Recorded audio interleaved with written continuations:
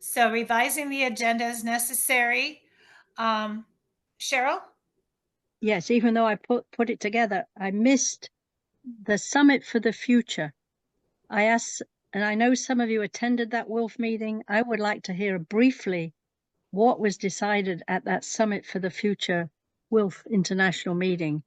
I'm not sure. Maybe we put it down in item 7. Okay.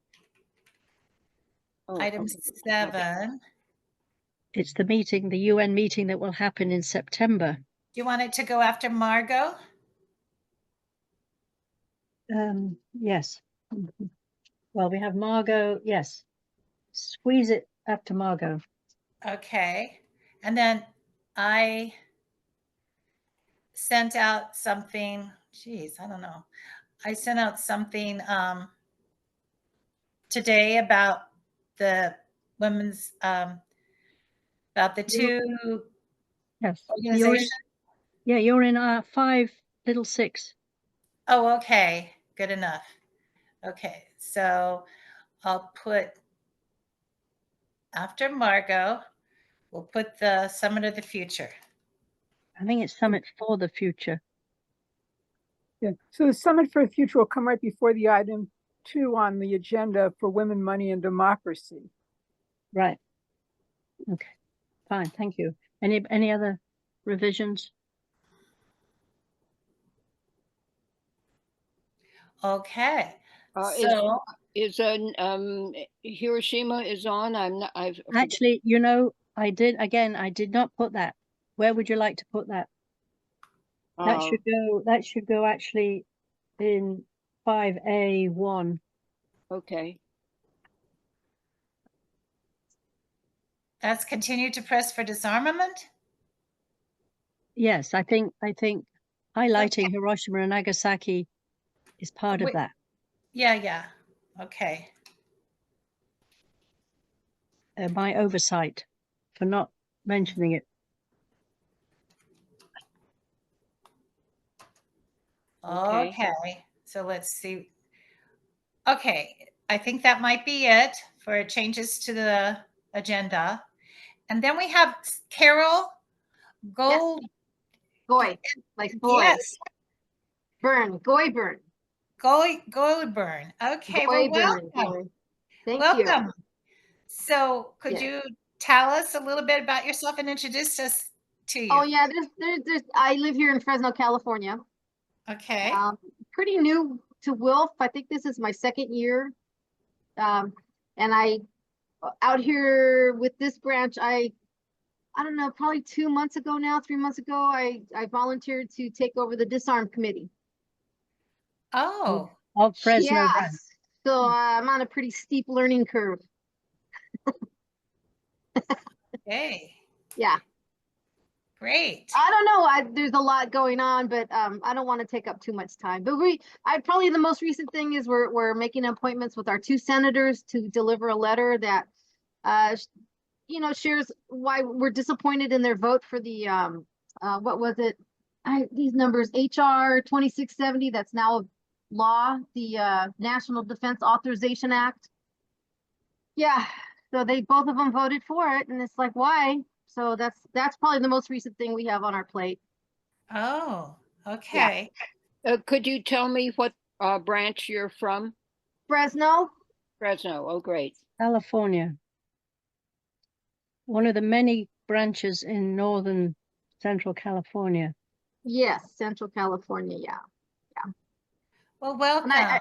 Thank you. I'm sorry I missed I wanted to be here last month, but it just didn't work out. So I'm here.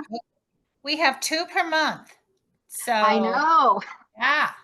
Okay. Okay. So now we're on 2B, which is short reports on WILF actions since the last meeting. Does anyone have anything to report on that?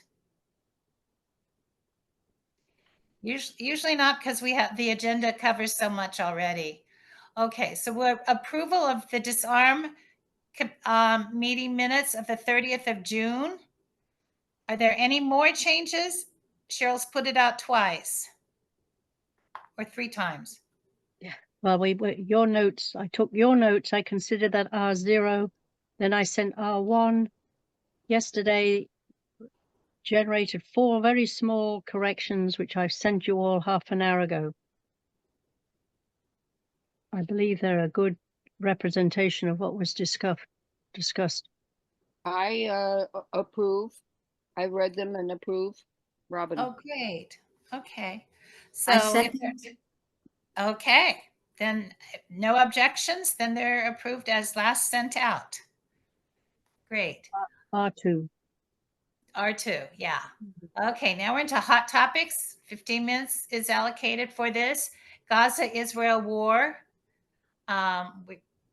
Any protests? Has your town done any resolutions? Any reports? Nothing new, nothing new, just the standard ceasefire. We have 2 a week in Salinas, so just nothing new, just Jimmy Panetta's people, he got a visit from a peace delegation. It took a lot of getting and sent mostly veterans, and that was a real step, but we're all doing keeping up the work. Well, 2 a week is a lot. Well, they're killing people every day. Oh, I know. It's like, and this every day they do something worse. Worse. He's selling those bunker busters and dropping them on tents. Yeah. It's like, Yes, in order to go after what they call the shadowy head of Hamas, they killed 90 odd civilians. And then they're not sure they got him after all. Right. I mean, I Yeah. do hope you're all reading your favorite media about this, because it's all detailed there.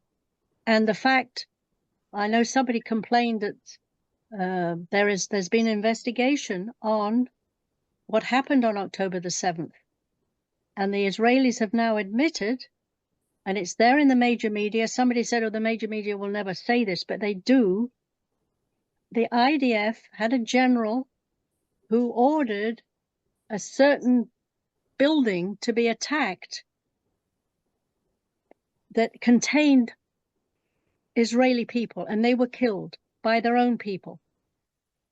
Okay, so you can find that in the last 2 or 3 days, an investigation made by some organization, governmental organization. They have admitted that some of the people killed in the October 7th attack and response by Israel were killed, and a named general, knew what was happening, and he ordered the attack to go ahead.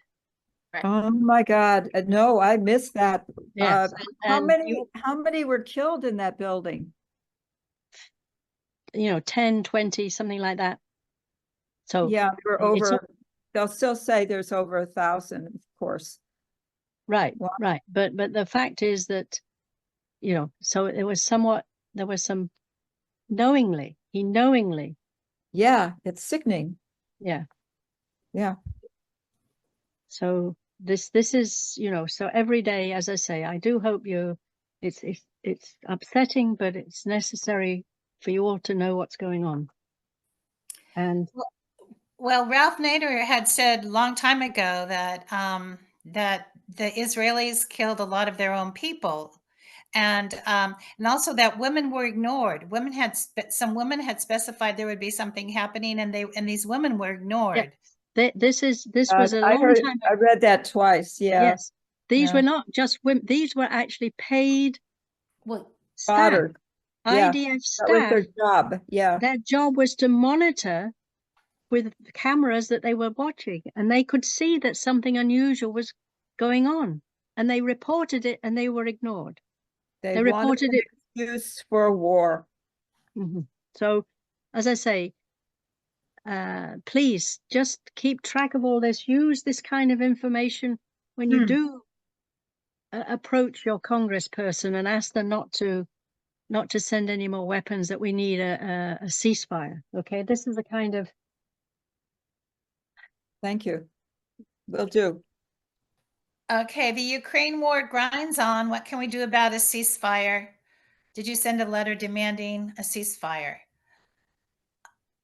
any, Not recently. I've sent at least 6 over the several months.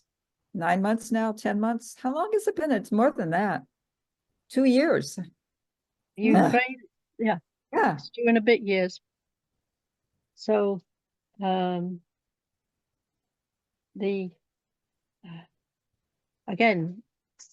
I keep track by, my local paper often repeats what the New York Times is saying.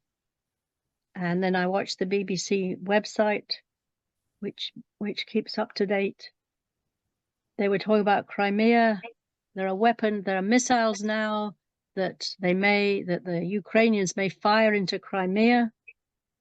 And, what effect will that have on but the Russians may be running out of their own weaponry, or they only have so much.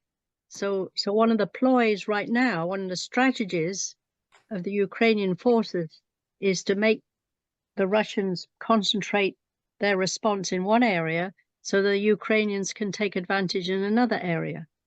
So a lot of military strategy is playing out. And as you know, Zelensky was at the NATO summit in Washington, D.C., pleading for more of this, that, and the other. Yeah, and getting it. of course. The Okay. Diffuse nuclear war. We're focusing on ICBMs and what is the status of the letter? Peggy, Odile, and Jean. Right. So Peggy is now turned up, and she didn't see my emails of the last looking in the chat. So Peggy, you're muted. Did I unmute? Did I Yeah. unmute? Yes. You are now. Yeah, I just got the email, Cheryl, and I responded, but by the time I responded, you all had started meeting. So I've just posted my response in the chat. What I said was that I had sent my last best draft, and I think Cheryl and Diane had both made some corrections, and I thought I had replied that looked fine, anything, anything that people will end up and send on, I'm delighted to see done. And I figured that I guess none of us here really have that algorithm that can send out a petition automatically. I know I can't. And so then I would just suggest that if there's a consensus of support for doing something before July the 24th, that whatever was the last best effort be sent on to Garamendi at the very least. I sent something to not my congresswoman because she has, but I did send something pretty thoughtful and long to Hank Johnson, who's the congressman next door to me. But I had to send that personally because I didn't have any other organization to send it from. So that's where I am. I do think that I sent a list of all the people who had signed with emails for the congressmen and senators who had signed that first letter that they ended up reneging on, because I figured they were the best hope, the most stalwart. The membership of the Congressional Working Group is not really clear, but those names I take to be members of the Congressional Working Group on Nuclear Weapons. So I think anybody who is in any of those districts would be good if they sent a letter to them. And that's about as much as I can propose. So could you summarize for the minutes, what is the Garamendi and Al's letter? It's not.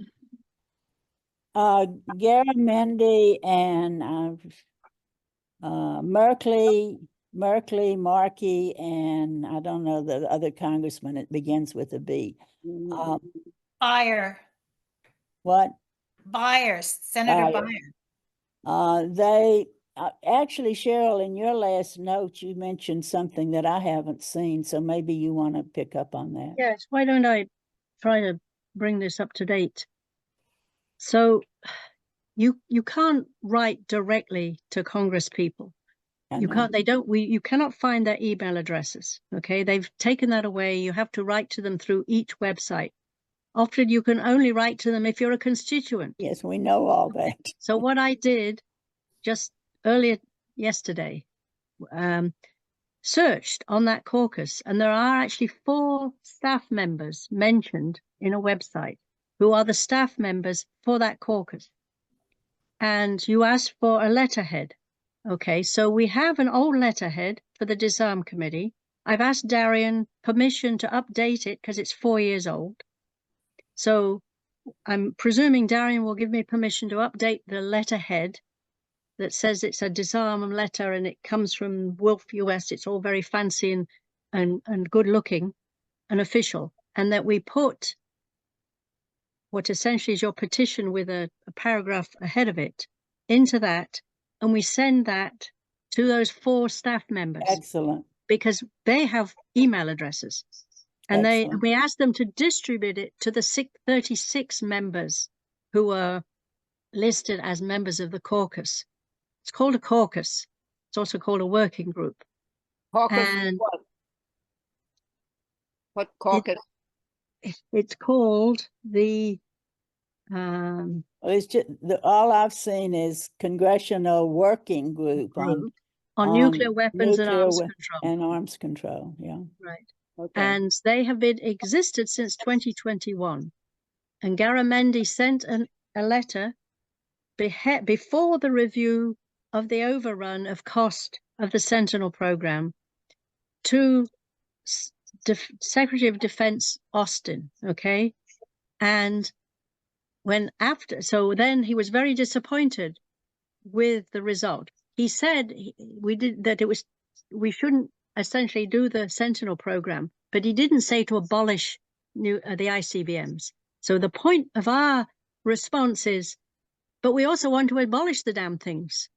Maybe you don't want to modernize them, but we want to get rid of them completely. All right. So it's a different opinion.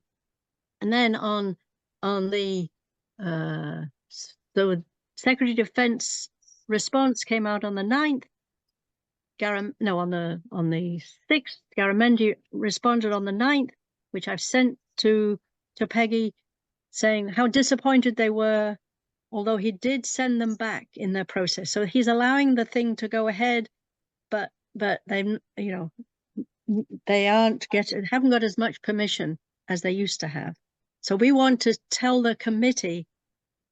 So that's the point of all this. And so I will provide Peggy, and I don't see Ellen here yet, but we do have, if you look at the agenda item, which is number 2, little 2 in 5, that is a letter that we have perpetually had to talk to your congresspersons about the Norton bill.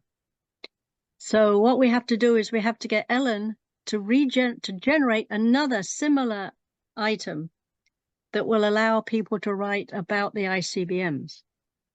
And I've been writing to Ellen. I haven't heard back from her, and I don't see her here in the meeting. But we do have the wherewithal to make a petition, or at least a letter to send to your own congressperson. You put in your zip code, it works out who your congressperson is, and they generate, and then you put the text. So I do believe we can do that. But in the meantime, they're having a 24th of July meeting, Peggy, right? There's a meeting of this caucus, and what we're trying to do is to get our opinion to them before the 24th of July. Just something I think just something that WILPF, this old established women's peace organization, supports the few who will stand up and say, we shouldn't fund this because of, I think, emphasize the cost overruns and then add because we don't really need it anyway. Right. So anyway, so that's But actually, I can't put any more time into this. That's coming tonight was about the last I can put into it. right. Well, I'm officially I've got COVID. I've been banished to my back bedroom, which is why it looks different behind me. Oh, My husband goes in for his open heart surgery on Tuesday at 5:15 a.m. Mm. You know, Goodness. nevertheless, I will try to do what's necessary to at least get the new letterhead, get the letter on the letterhead, and send it to those 4 Congress people before the 24th of July. you're a wonderful leader. Thank So you. besides that, then Ellen Thomas and I can see if we can get a Roots Action Letter, yeah. letter generating thing. Yes, Eileen. I have letterhead from being secretary a while back, and I think you said Markey is part of these 4, right? And he's Yes. my senator. I Oh, can get great. out of people talking, sending this kind of thing. Give me samples of this letter. Anything you want me to send, I will adapt it. Believe me.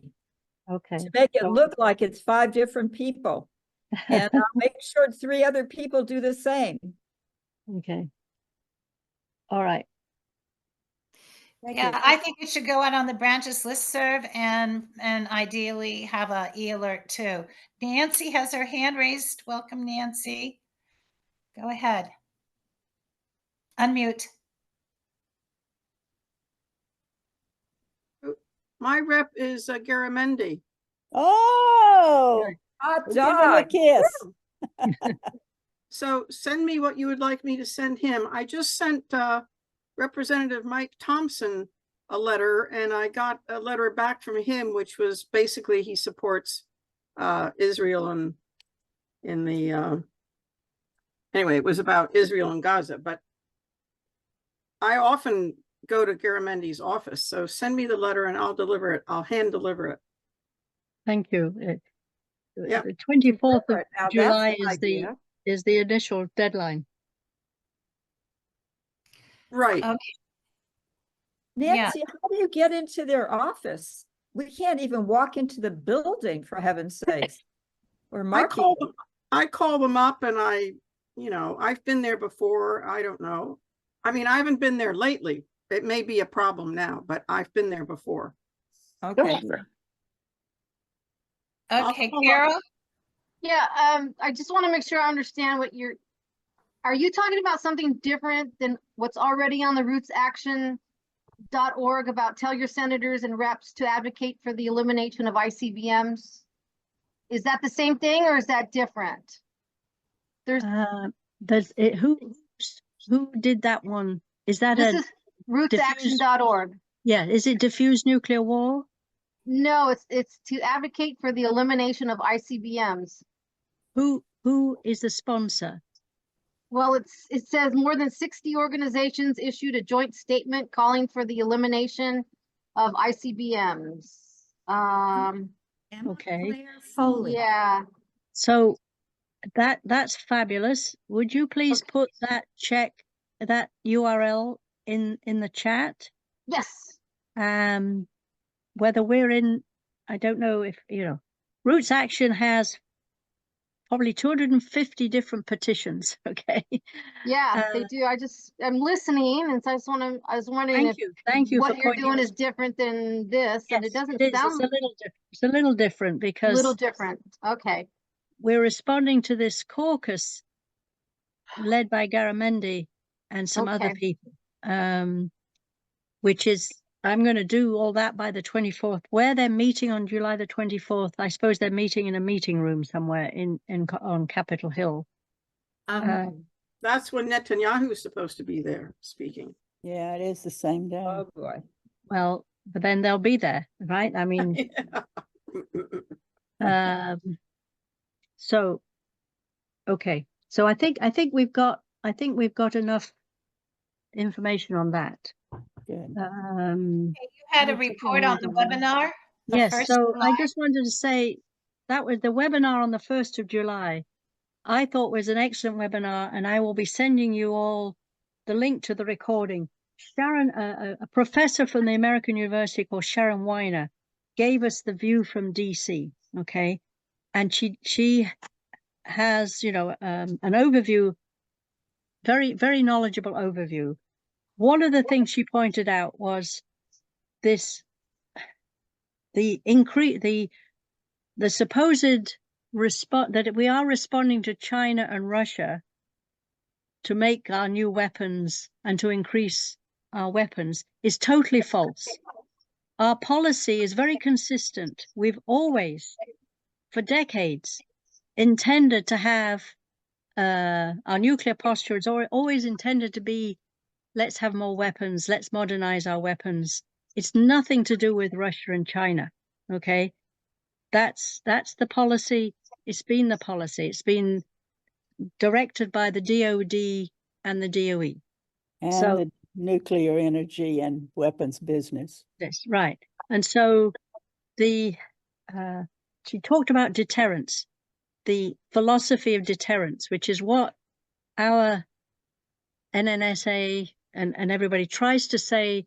This is the philosophy we're following is deterrence. And she said there are two things wrong with deterrence. And I wrote some notes and I don't understand them, so I'm going to have to go listen. You should all go listen to Sharon Weiner. She says deterrence requires you to be intentionally vulnerable. And I really can't get the logic of that. But I will listen to it again. And that the second contradiction is, you know, we think that our modernization is benign, but of course other countries see us as being more aggressive. And so these are the kind of things that she was able to point out, that it's the bureaucracy of the NS Nuclear Security Agency and the DOE and the DoD. That's all that just keeps the whole thing going. Okay. And they also had people talk about China and everything. And one thing that was really interesting, somebody said, what is driving these three different countries' nuclear stances? Bipartisan politics divides the nuclear weapons policy in the US. President Xi of China, it's a personal paranoia of his. Personal. Okay? That's what's driving the Chinese. It's Xi's personal beliefs and personal paranoia. Putin is being driven by what is happening in Ukraine. And it's less personal with him. Okay, we know about, you know, Ukraine used to be part of Russia and all that. So the three different countries their nuclear policy is being driven in different ways. Okay. And so this is what we, you know, China has a paranoia about everything. Okay. So it was really a very interesting, these are experts. These are people whose paid work is to investigate these things. All right.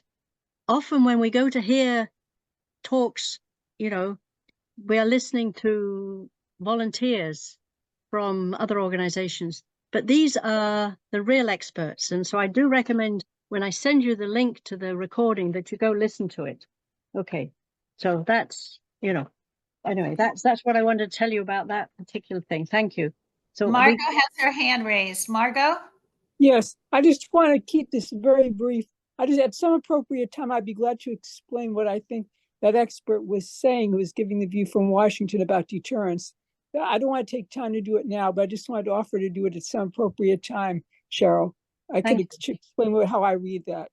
Right. I think if I listen to it again, I might understand better. Thank you, everybody.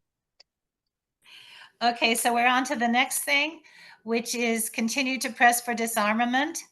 And McGregor sent out her RIMPAC meeting report, which was thank you. And I don't know if anybody wants to say anything about it. Just I that was the very organization. cheered last time when you spoke about the young people. That Oh, it a was real wonderful. My husband says I've been happy ever since I came back. I just saw the future. It was overflow. There were 400 of them. They took good care of each other. Women were in the leadership everywhere. It was so diverse. I just walked around like a dream come true. And about the Pacific Rim, the military exercises with 29 countries, including Israel, all around Hawaii, are designed to menace China and North Korea. And I think the view from Washington may call it paranoia, but I think these exercises give China some reason to be afraid. And our committees that meet in Washington and keep proposing more spying on Chinese Americans, they meet every week and have new anti-China proposals, whether it's investigating researchers or it's very scary if you go look at it. Code Pink is following it in a committee called China is Not Our Enemy. So if you're interested in it, just Google that and you'll find some of this stuff. There's so much going on. It's hard to pay attention, but this is part of the drumbeat for war.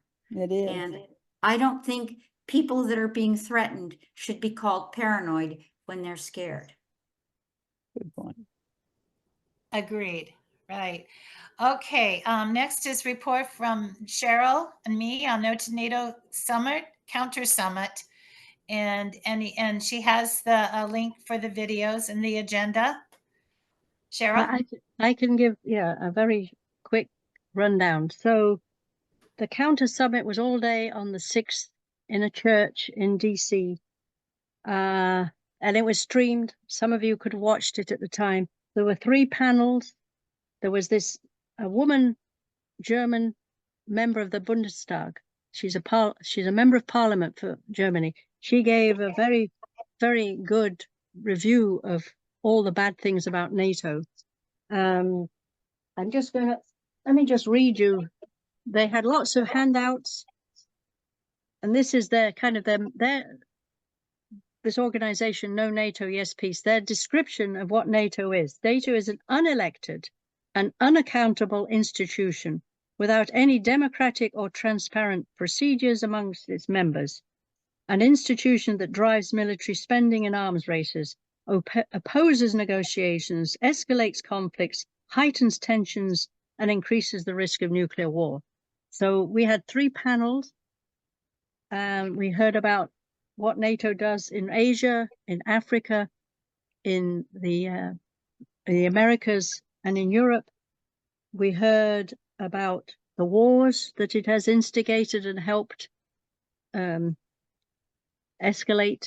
We heard about all the things, it helps the US. The point is the US wants to, get rid of Gaddafi in Libya, and they're going to bomb Libya, and they get NATO to help them. Okay. So this was what we learned all day, and it was all recorded. So if you go to the link from the agenda and scroll down, you can find individual speeches. You don't have to watch the whole thing. You can pick and choose. And the Global Women for Peace United Against NATO, which we are informally associated with, they had a table there. They were one of the co-sponsors of this whole thing. And so they had handouts. There is a petition for women to sign saying we don't like NATO. So that was all, from like 9 a.m. till 4 p.m. Then Diane and I rushed with Tina Shelton from Philadelphia. We rushed in an Uber or a Lyft across DC to go to a different summit called Resist NATO, which was organized by a different group of organizations, including UNAC and a whole bunch of local organizations who were viewing the whole thing from an imperialist point of view. That's all right.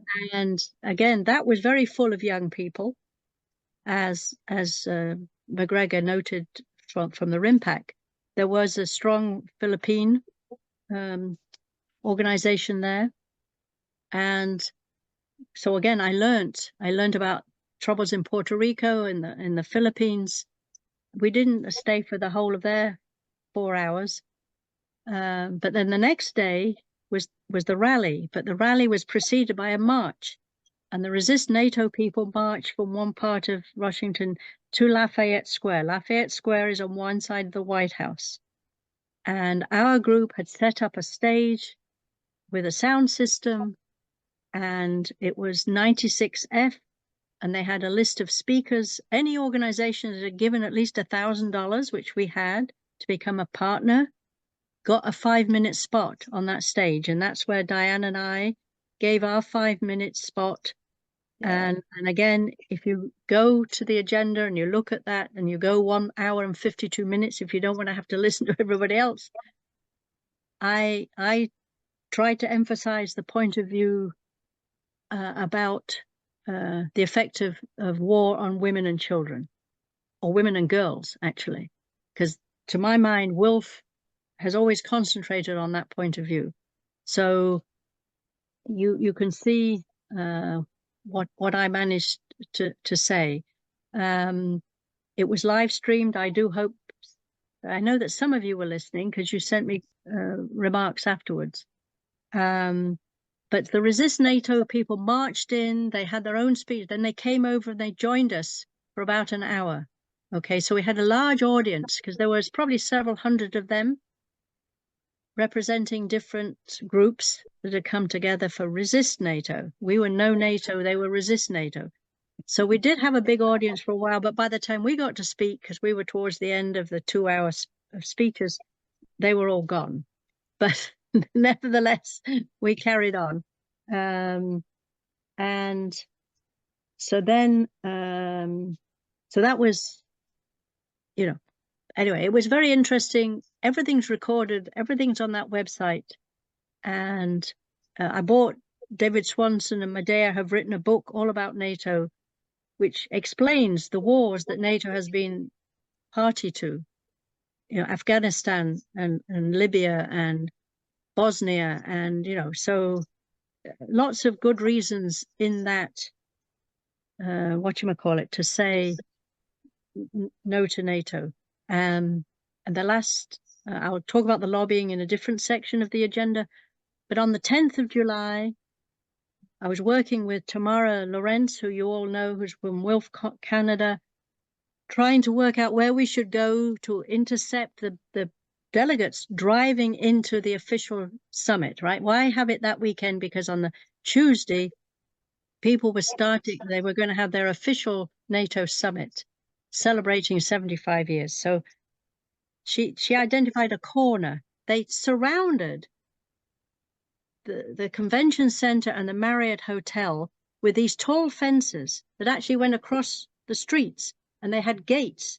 So you could only drive in if they opened the gate and let you in. Okay, so we found one of those corners, and I managed to arrive just in time to catch Biden's big car going by.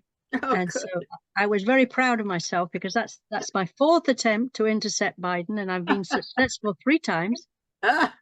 And there's photographs that I will be sending so Ellen can put them on Smart and what have you. So there was only like 5 of us on the corner. There was 2 ladies who represented Palestine issues with loudspeakers. So we made a lot of noise. Good. But the National Guard was out, and we took a photograph of ourselves with one of their little tank things. I mean, they were expecting thousands of us, but I think there were, 6 of us. So a lot of money was spent. So, but Tamara has these lovely banners that she can fold up. They're very light cloth. And so we had that abolish NATO, that all these other cars going in saw us. That's good. So they realize there are some people out there who have that point of view.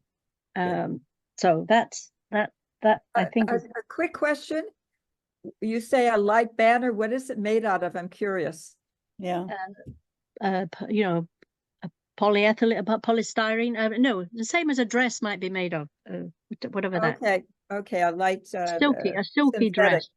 Synthetic. Yeah. And she folds it up, and then she whips it out of her backpack. Yes, Robin.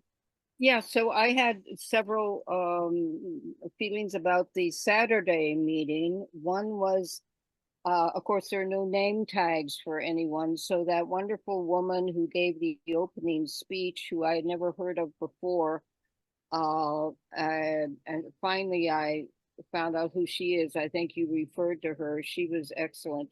That I wish groups would use name tags.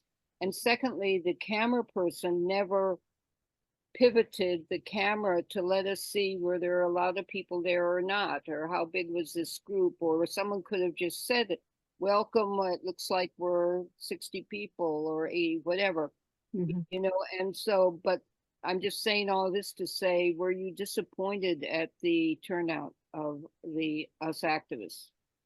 The room was, I'd say, 2/3 full, Okay, but how big was the room?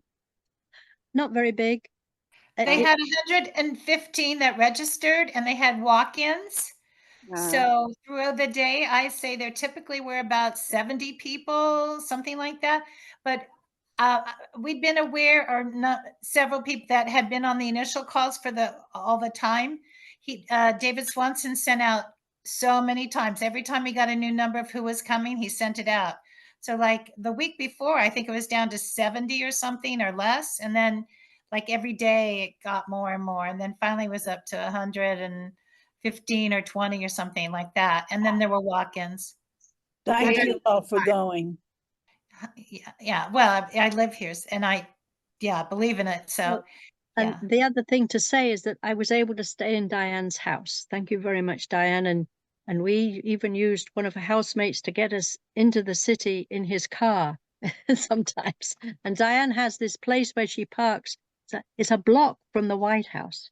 So if you ever need to demonstrate, ask Diane, where do you park to be a block from the White House in Lafayette Square?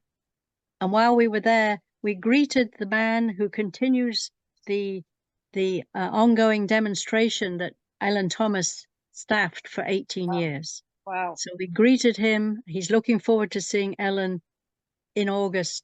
We left him a cash donation, and again, I have lots of photographs to forward to Ellen for her to put on the WILF website and the WILF webpage. We thoroughly documented everything by photographs. Great, wonderful. Yeah. And your video, Nancy, as soon as it started, the Global Women United Against NATO, I knew it was you that was narrating it. Right. So they got a Wow. video. Yeah. Okay. Hiroshima, Nagasaki is next. Could I make a remark about NATO quickly? Oh, sure. What's the title? I would like to suggest that in order to emphasize that NATO is not, that NATO is an association of countries, so that we really help educate people every time we talk about NATO, that as an association of countries, the decision to do anything, I think, has to be agreed upon, so that it shows that NATO as a hierarchy, in the administration of NATO, they cannot make that decision independently, I don't think. I'll have to read Medea's book, I guess, but I think that the 32 countries, however many countries at that time, have to agree, because they will then offer up military assistance. So I think if we talk about the countries, the member countries at that time of NATO agreed, because then that really helps emphasize that NATO is not this sort of, independent organization that independently makes those decisions. The member countries together, I think, make those decisions. Am I clear about what I'm saying? Yes. And the fact that they've got now partners, in faraway places who are nowhere near the North Atlantic. A lot of times they talked about these partners. Well, for example, the Mongolia, that's a partner, right, committed troops to fight in Afghanistan. And Australia is a partner, and so this, the fact that they got their tentacles everywhere is one of the things that we learned. Well, they're grooming those countries, of course, to become full member states pretty soon. You imply that NATO is a democratic institution. You No, could I say mean, that. What you just said. Yeah. Yeah. Well, But not really. It seems like when the one, well, at least one of the readings that I caught was about the Hungarian head of, or speaker head of NATO had visited with Putin, had visited with he's the president. leaders of China, and he was shouted down when he was talking or trying to talk about a peace approach. Right. I mean, So- it just blocked off. He wasn't able to. That's not democratic to me. They have a rotating presidency, rather like the Security Council of the UN has a rotating presidency, and Prime Minister Orban of Hungary is the current president of NATO. So he took it upon himself to go to Russia and then to China. I think China first. Is saying he was trying to get them to go to negotiations, Right. which, you know, I would have said that was nice of him to do that. But NATO itself, the rest of them, didn't like that. And again, that's all in the newspapers. You just read your regular newspaper, you will see that all Sure. described.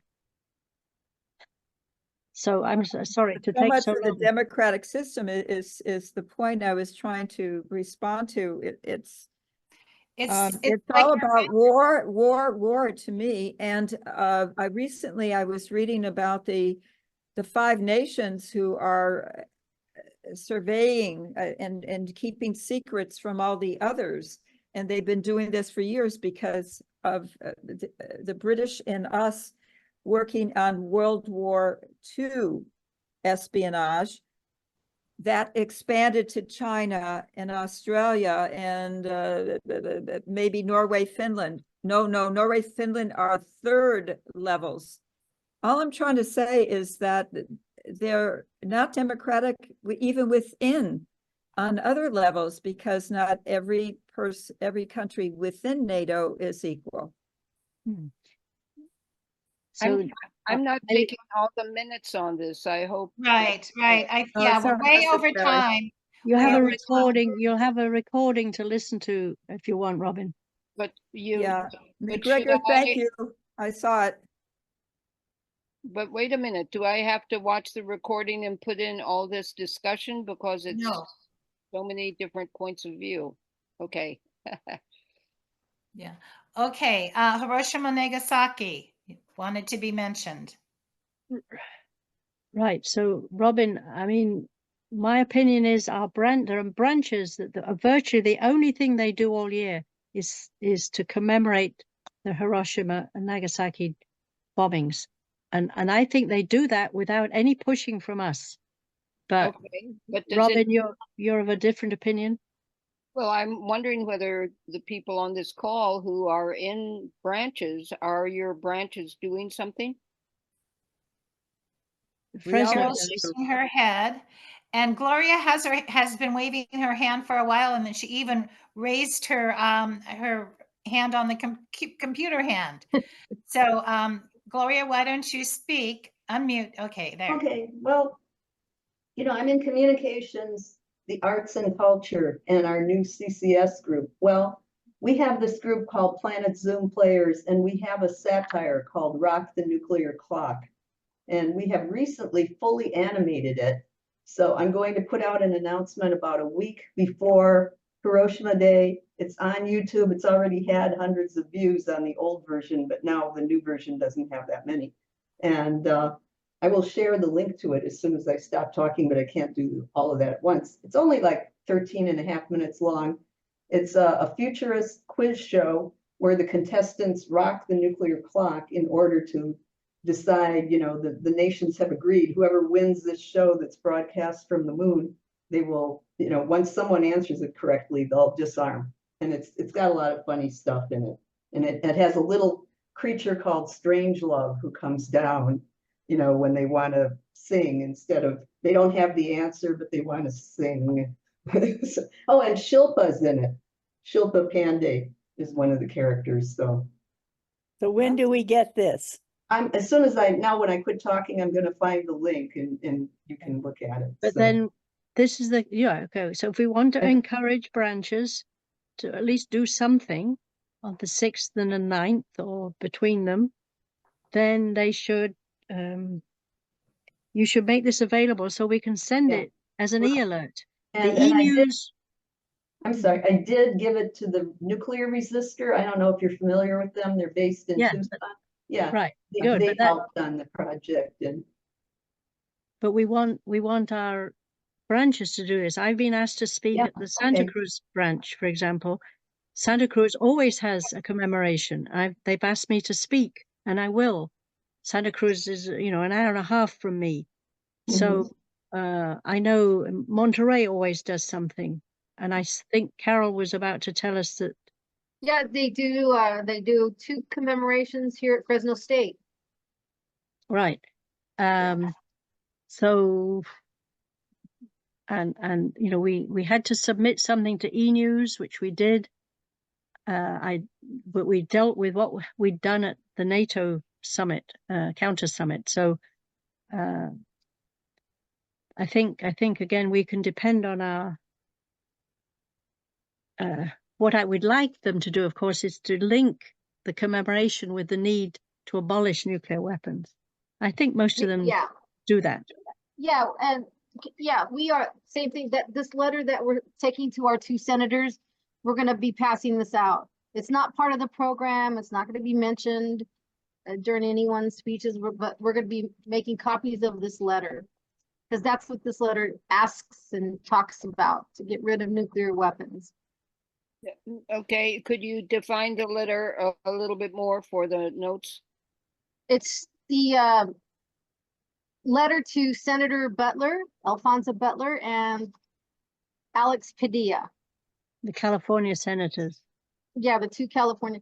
And we've got some attachments. We've got the prologue from Annie Jacobson's book attached to the letter, plus the Union of Concerned Scientists and the joint statement from the former NATO, the senior military officials and NATO members of, Anyway, later. I am new to all this.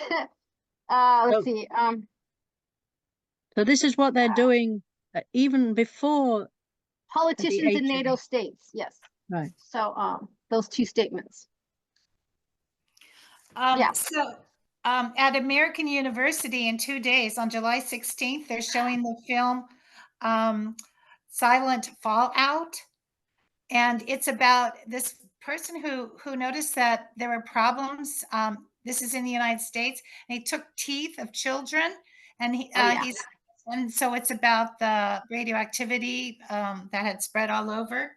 And the director is making a tour of the United States. So his schedule is actually available. I saw it. Yeah, so I could send that information out if anyone's interested. Is that an old film about way back when Women for Peace discovered that the children's teeth were radioactive? I think it's a brand new film is what I think. And I think it's, I thought it was brand new, and the director's going around. He has a whole tour planned, and July 16th is Trinity Day. That's when they first, Trinity, the bomb, the trial here. So that's so they're putting it in conjunction with that. What was the name of the movie? Silent Fallout. Yeah, Silent Fallout. And it's about the results of the nuclear bombs in the United States, the testing. Please do send your letter. Okay, I'll send it. I'll send this out to the Disarm discussion group. Thank you. Okay, so I think we're on to Nortonsville next, but I don't know that we're going to say anything about it. Well, yeah. So I could, we highlighted it greatly in the next section is a report on our lobbying on the 8th and 9th of July. So I can talk to that. Sure. So we're on to 5 little 3, Robin. Okay. We're So skipping. one reason I decided to go to DC at this short notice was because in addition to the summit and the rally, there was this opportunity to lobby a whole bunch of congressional people on the 8th and the 9th. And Warheads to Windmills organized this lobbying, very well organized. They had 2 different teams each day. Actually, one day there were 3 teams, 2 teams of people. They'd arranged all these appointments, and where the appointment wasn't available to actually speak to somebody, we went anyway and we dropped off packets of materials they had made. So on the 8th, for example, I attended 6 meetings with 6 legislative people. We never met with the actual person, although another team did meet with Eleanor Norton and another group did meet with McGovern. And I did 4 drop-offs. And on the next day, I did 6 meetings and 5 drop-offs. Okay, so we were dashing around the 3 buildings for hours on end, and we had asks, all right? So they told us what we would ask. We would ask that the congressperson co-sponsor the Norton Bill 2775 if they hadn't already. Some of them had already. So you would thank them if they had. We were to ask them to consider a new fossil fuel treaty, which is actually going to come out of the UN, but that they spoke up in support of there being a non-proliferation of fossil fuels. There is an Earth bill that's already out there that talks about things that should be done to protect us from climate change. So that's a bill that we wanted them to co-sponsor. And the thing that they really wanted us, in addition to all that, was there is something called, well, let me look it up. I'd never heard of this, Special Order Hour. Okay. Special order what? Hour. Oh. As in 60 minutes. So apparently a congressperson can ask the Rules Committee, who set out the agenda, what happens every day in Congress, for a whole hour to talk about one topic. Okay, it's called a Special Order Hour. And McGovern is actually on the Rules Committee. So he has agreed that he will ask for a Special Order Hour around the 26th of September, which is the day for the total elimination of nuclear weapons. It's a UN day, okay? So then you've got to get speakers to fill up that hour. The point is the TPNW has never been spoken about on the floor of the House. It's never got onto anybody's agenda, okay? And the way to get it on into the congressional record and to have it spoken about, you ask for a Special Order Hour. And so McGovern has agreed that he will ask for this hour, and then we were going round to all these different congressional members saying, would you agree to stand up? You need to fill the hour with different people speaking. So some of them did agree that they would stand up. It's likely to be at 11 o'clock at night because it's going to be after all the other business, right? So we hope that this Special Order Hour will happen and that there's enough people that we met or we didn't meet them. We handed packets and everybody promised, yes, they will give this packet of materials to their congressperson for them to look through about the Norton Bill and the Earth Bill and all these other things that Warheads to Windmills is promoting. So hopefully, and as you know, every congressional session is on C-SPAN. Okay, so it should show up on C-SPAN, and hopefully we will be told if that's going to happen. So some people we met with have already been supportive, so we would thank them. Other people hadn't, so we were encouraging them. So we met with people, Jayapal and Mark Pocan and Omar Olin or whatever she's called, the progressive names that you know, we only met with Democrats. There were no Republicans. We met with people who had constituents. I met with my own member of Congress who is retiring, unfortunately. And so that was how they determined who we met with. And then we were carrying around a laptop and people would zoom in. So Alice Slater, who you all know, zoomed in to talk to her New York congressperson. And one of the meetings, we had 5 people, all from Pax Christi, zoom in to talk to their legislative aide. While we just sat back because they were, they listened to their constituents. So that was very important that we always had a constituent with us. So anyway, I thought it was all very well organized. And I'm going to be, nobody, I don't think there was anybody from Georgia. I have to make I was a note taker. I actually have to write a report for them, who we met and their email addresses. So there will be a report eventually. I see Peggy asking. I don't think there was anybody from Georgia. So that's what we did for 2 days.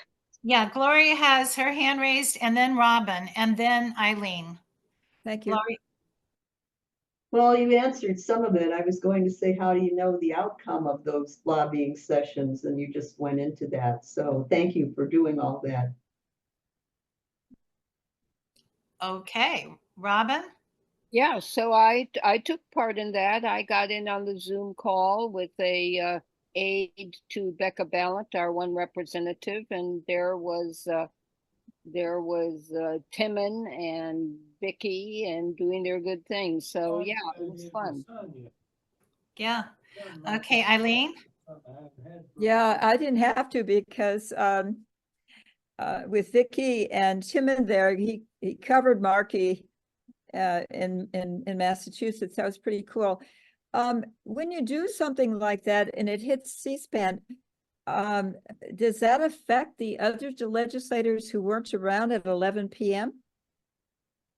I mean, we want this message to get out to the other legislators too, right? Yes, I don't know. The fact that there's this process called the Special Order Hour was news to me, was a news to several of the people we met in the offices. We'd go in, the receptionist often was an intern or a low-level person. They'd never heard of it either. So I Wow. think it's mostly to get in the congressional record. Who reads the congressional record? I don't know. Maybe other members do. I'm sure McGovern will make sure, it's advertised. Thank you. That sounds more encouraging. Finally, how many years has this been? Oh my God.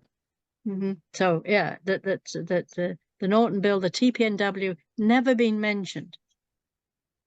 So this is a sneaky way of getting it mentioned. Oh, I think it's brilliant. You got to do what you have to do, and sneak is good. Anything. I just want to say that Nancy had mentioned a couple of meetings ago about the fossil fuel treaty. Yeah. And so we were talking about that too, and none of us knew too much about it, but basically a lot of island countries have approved it. Nancy, Right. did you want to say anything more about it? Because you had recommended, I think, a couple times ago that we do something with it. Unmute. Sorry, thank you. When you get down to me reporting in, I'll have something to say. Okay, great. Oh, So thank the point is, we gave a packet. We gave a packet to each person we met with of 5 or 6 or 7 different pieces of paper, which explained all our asks. Okay, and please sign the ICANN pledge, parliamentary pledge to agree to the TPNW. Explanations. Why should we sign the treaty? And so we left a lot of information with these Congress people. On the third day, they actually did some more people that, I chose not to do. I chose to go demonstrate outside the convention center is what I chose to do on the 10th. And I baby. Okay. And will there be a follow-up? I'm sorry, Diane. After all this material has been provided? I think it probably, if you go to a Warheads to Windmills meeting, and they meet once a month, the coalition, there will no doubtly be a report. But you have to go to their coalition meeting to hear it. Or maybe it's online, who knows? So we'll Well, try to keep track of that a little bit, Eileen, and any of Yeah, us. I'll try. Yeah, Yeah. I'm curious when it is at this point. Because my calendar's filling up. When is it? Right. Do you know offhand now? I can look it up in my diary, and while you carry on. Okay, so the next item is interacting with the media, improving our connections. And that's Gloria. Thank you. I appreciate that very much. We have some new ways to interact with the media, and I'm going to be speaking on the 17th at the Jane Addams virtual branch about some of these, because I think it's very important that we get our voices out there, even beyond the internal communications, which they both have a function. Internal, which I mean communicating with our own groups and between our groups. And those are important. They give us morale, and they keep people informed of what we're doing who are already converted to our goals. They are already converted. But what we need to spend more of our pie chart on is to get, as I helped Hideko and I tried to help McGregor get some interviews in the press, I mean, on the radio and stuff. Sometimes that's harder. We don't get automatic acceptance because they are not already committed to what we're doing. So that's external communications. And one of the other aspects is to go into their comfort zones, the reporters, the delegates, and the people who are having informal time. What you do mostly is formal activities, juridical activities, lobbying activities. But if you grew up in Chicago like I did, you know that a lot of the big decisions are made in the restaurants and the nightclubs.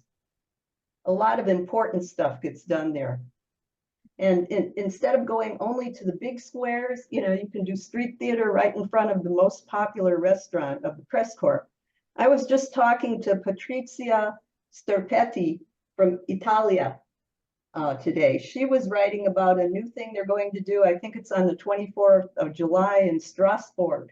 And I said, you should already be finding out where the press hangs out in Strasbourg. And if you want this street demonstration not to end up like the one in Brussels in the July of 2023 that I worked on, the PR in Brussels, they had, I think, one newspaper cover it, a Netherlands newspaper. You have to give the press some lead time, and you have to be visible to the press. So I might try to help her. She can probably find the hangouts where the press go in Strasbourg.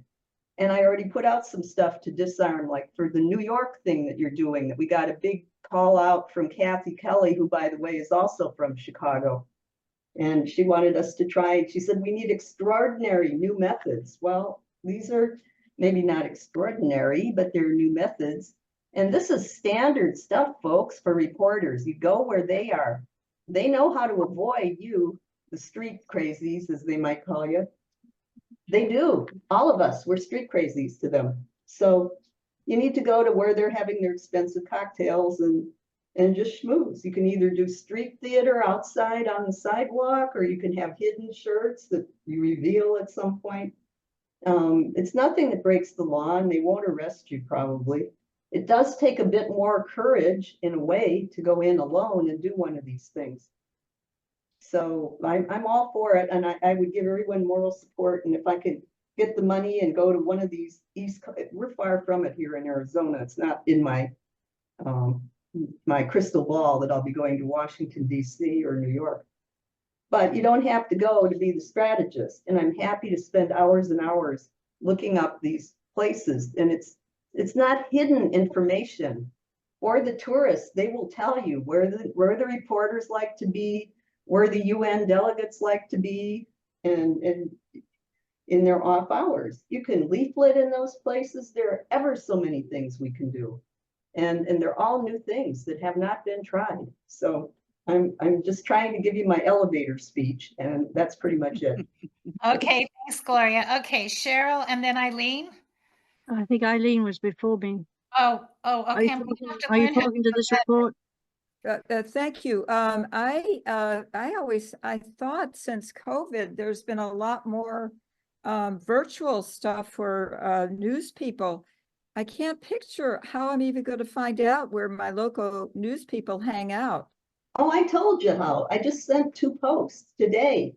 You know, I looked up all the things that are in the, oh, what am I trying to say? The caterers news, the tourist news, TripAdvisor.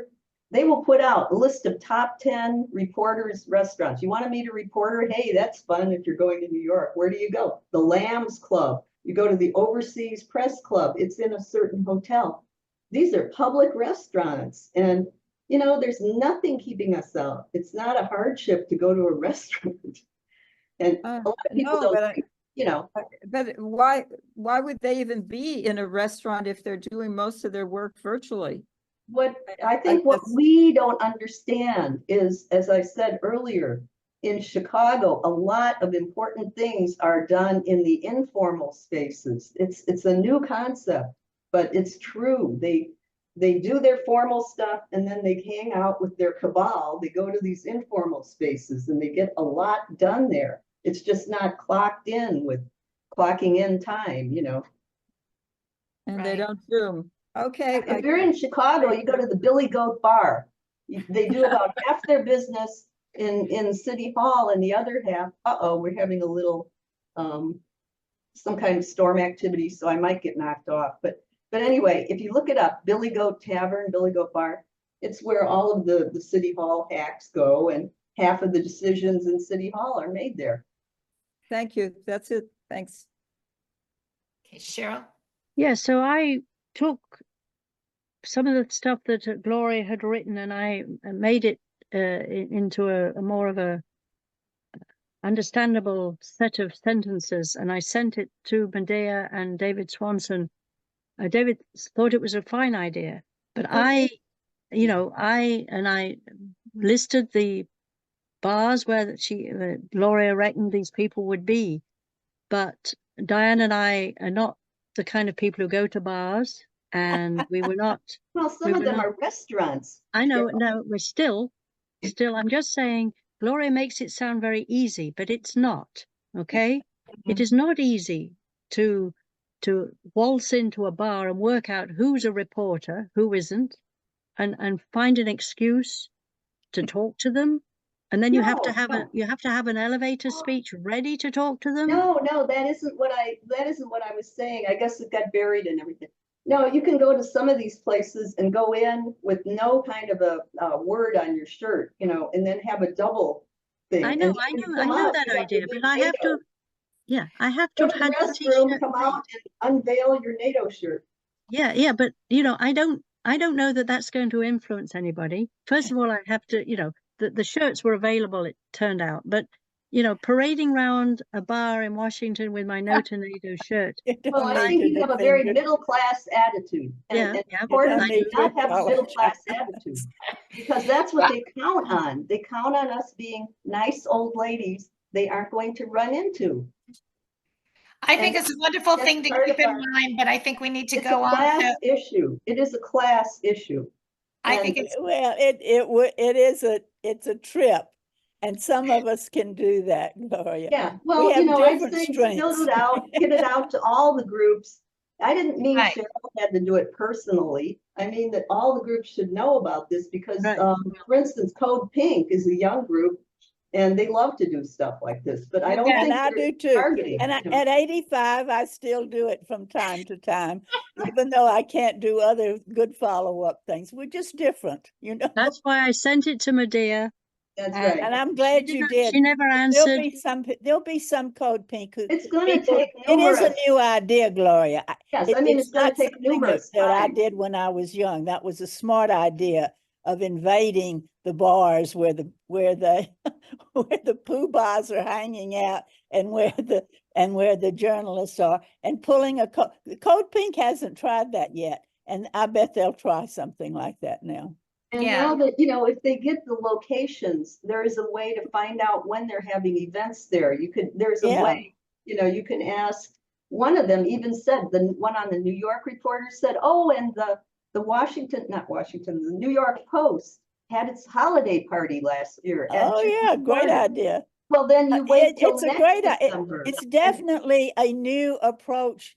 It's a step beyond going into a hearing room and pouring molasses over some, Oh, I mean, yeah. you know, Well, no, there was the kick to this. There was the research aspect to it. yeah, it does Next take December, research to you know where go to and you go. call and Yeah. you ask, I'm thinking of going. What time is the New York Post party? They won't even be thinking security. And you go, oh, yeah. Oh, let me look on our calendar. Oh, yeah. The New York Post party is blah, blah, blah, blah. They will tell you. Okay, time out. Okay, yeah. Laws, Eileen? No, pass on me. Okay. Okay, so You're next now we're on, having hail here, so I may get knocked off. oh, hope it's okay. Okay, the next item is promote peace via treaties. And the item is, shall we endorse PEP, the Project Enduring Peace, and Founding Mothers Movement? See info on them? Would you like me to play a couple of videos from the Founding Mothers Movement? I'm good. I know about them. How long are the videos? Well, I Diane? think one's 1 minute and one's 3. Okay. Okay, You're so, going to do the Founding Mothers Movement first. okay. Let me see if I can do that. And do you all see the screen? Not Not yet. yet.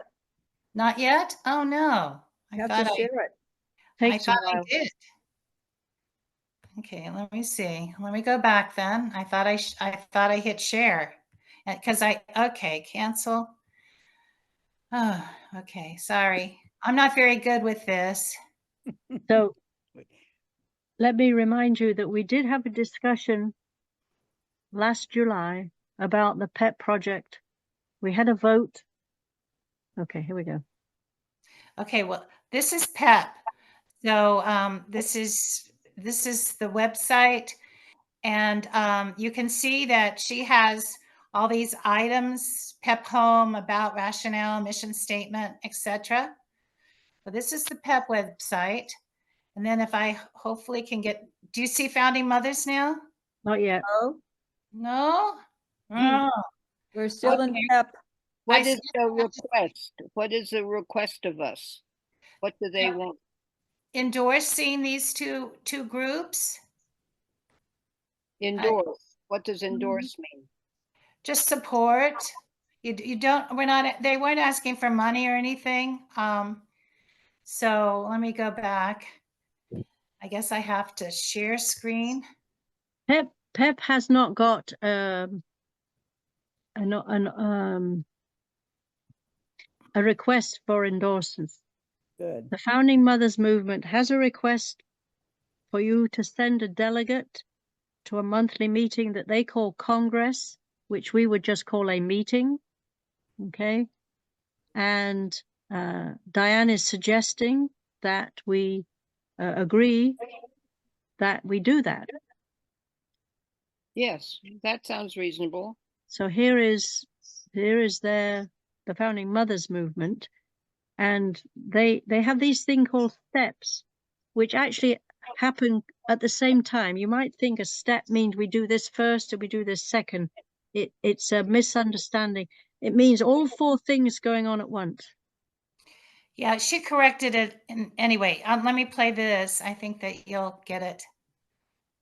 Women and men around the world are celebrating the birth of the Founding Mothers Movement to secure universal rights for all women and to end war. Simply put, we've had enough of patriarchy and privilege. We will no longer tolerate family violence, sexual assault, child marriage, girls who can't go to school or let their hair down, men depriving us of reproductive freedom, or sacrilege against Mother Earth. The military-industrial complex trains men to kill on command. They're also weaponizing AI. Soldiers rape women as a staple of war. and surviving women and children are left homeless. The founding fathers of every nation have brought us to where we are. Now, the founding mothers are joining together to lead us into an era of partnership and peace, a future that works for everyone. We're a global coalition, uniting women's groups, peace organizations, spiritual communities, and environmental groups. We're taking action to shed archaic belief systems, transform barbaric behaviors, eradicate misogyny and racism, and protect democracy. Instead of a war room, we're building a peace room. And we're spreading truth, love, and light. We serve as diplomats and peace negotiators, business leaders, elected officials, caregivers, and wisdom keepers. And we've got a concrete plan to grow this into the mother of all movements. First, we wish to honor the Mother's Day proclamation written by Julia Ward Howe. Mother's Day was not created for gift cards and chocolates. It was a call to action for an international Congress of Women to pursue the great and general interest of peace. Second, we're reimagining the Women's Congress. It will network thousands of women's groups around the world. Third, in addition to unifying our sisters around the world, we're inviting our brothers to join us. Stakeholders who lead peace, spiritual, and environmental groups. Just imagine our united strength when we, the people, organize. We'll move mountains if we focus on two specific goals: partnership and peace. Please join the Founding Mothers movement today. If you lead a women's organization, register for our online Women's Congress and help compose the Founding Mothers Manifesto. If you lead a peace, spiritual, or environmental group, enroll your organization in the coalition and help transition humanity from patriarchy to partnership. And if you're an individual who understands that our future is at stake, sign up for our mailing list, donate, volunteer your skill set, and be ready for a series of escalating campaigns starting on January the 1st, 2025. Join the Founding Mothers movement and help transform the world.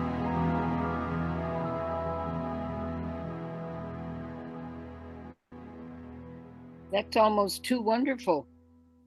I know, it's wonderful, but why not have WILF be one of the partners? Yeah, why not? I'd like to raise a question. Sure. I've lost my screen, so I can't see you all.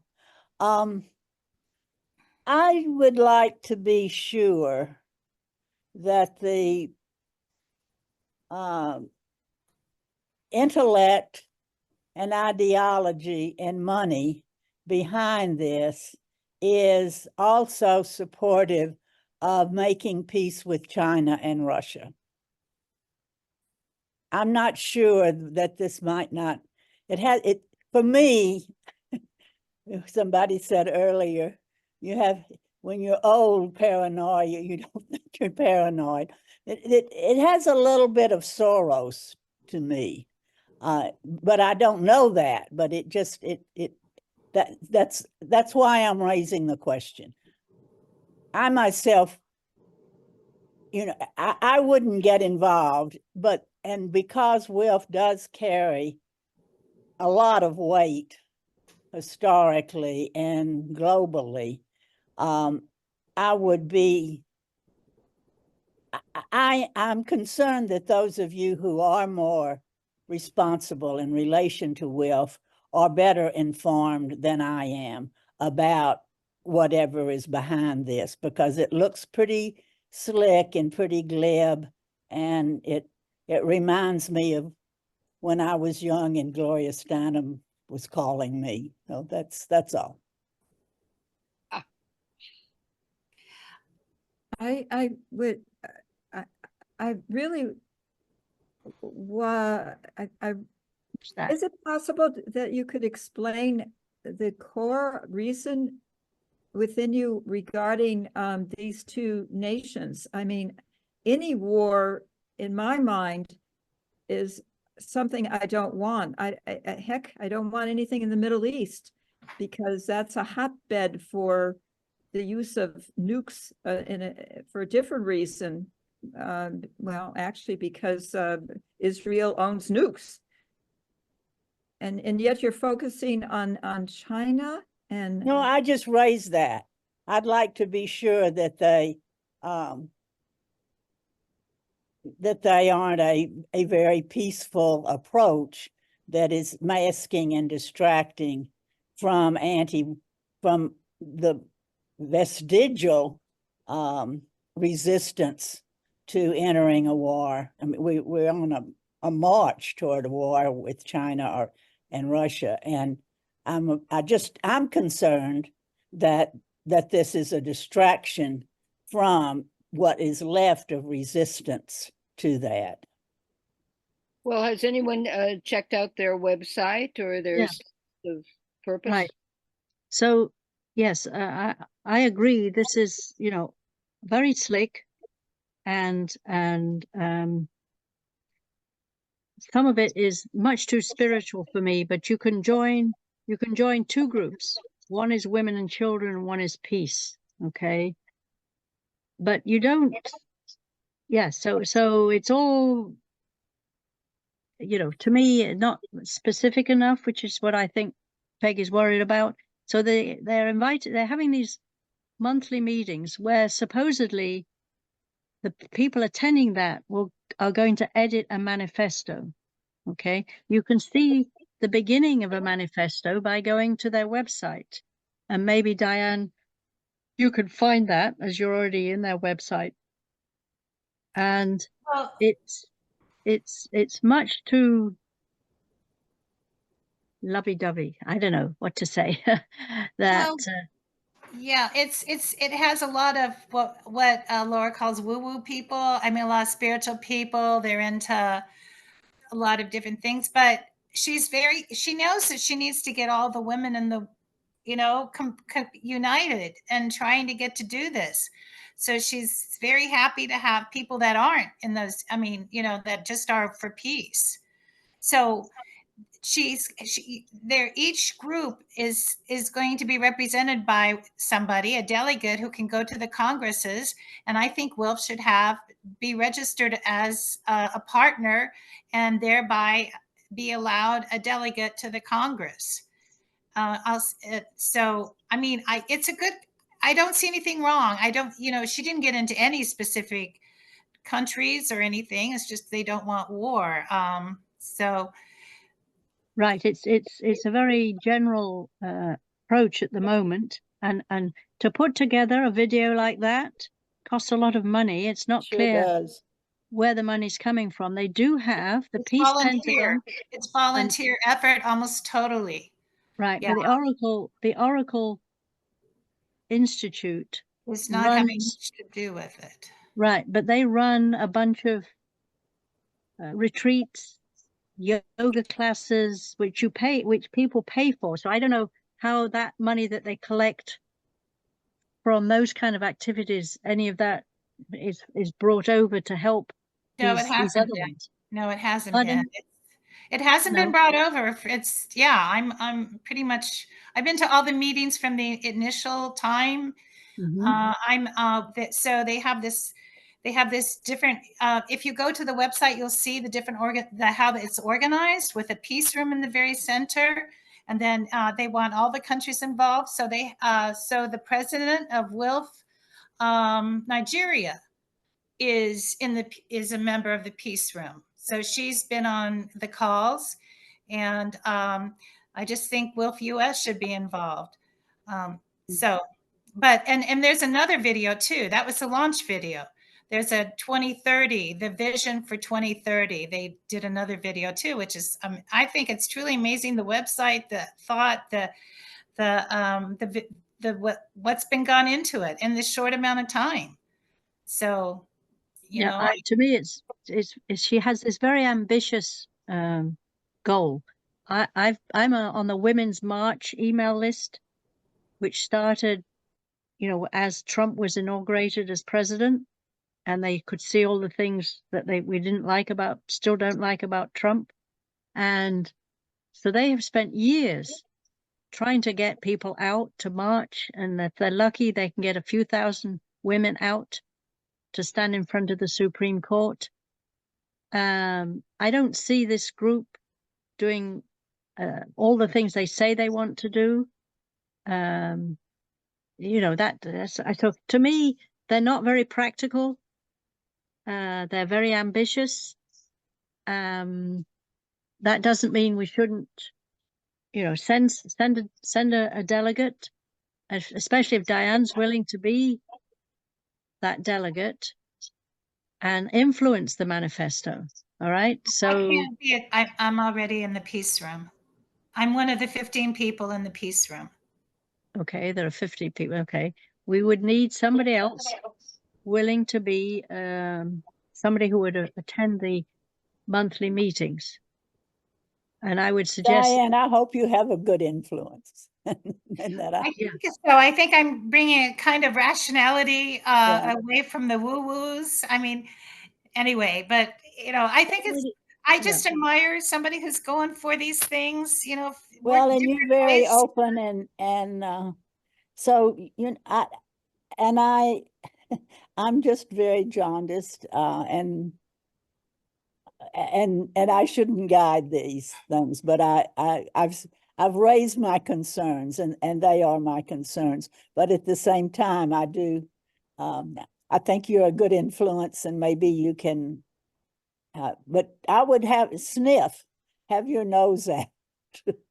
I'm sniffing away, believe me. Okay. I just went through the website and I thought, oh, a couple things, but that's okay.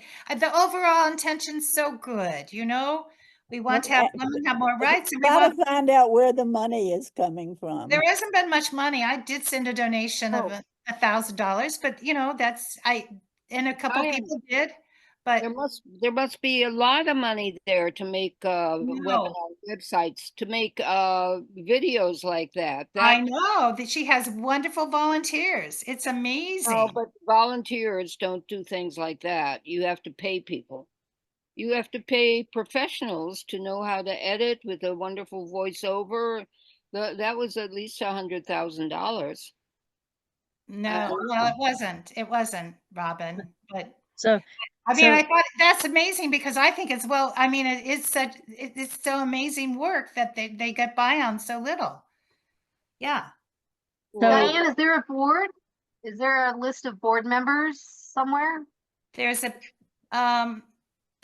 people that have been involved from the beginning, and then certain people were selected to ask to be if they would be in the peace room. So, and I'm on the website and I'm not finding anything like that. I'm just curious. That's all.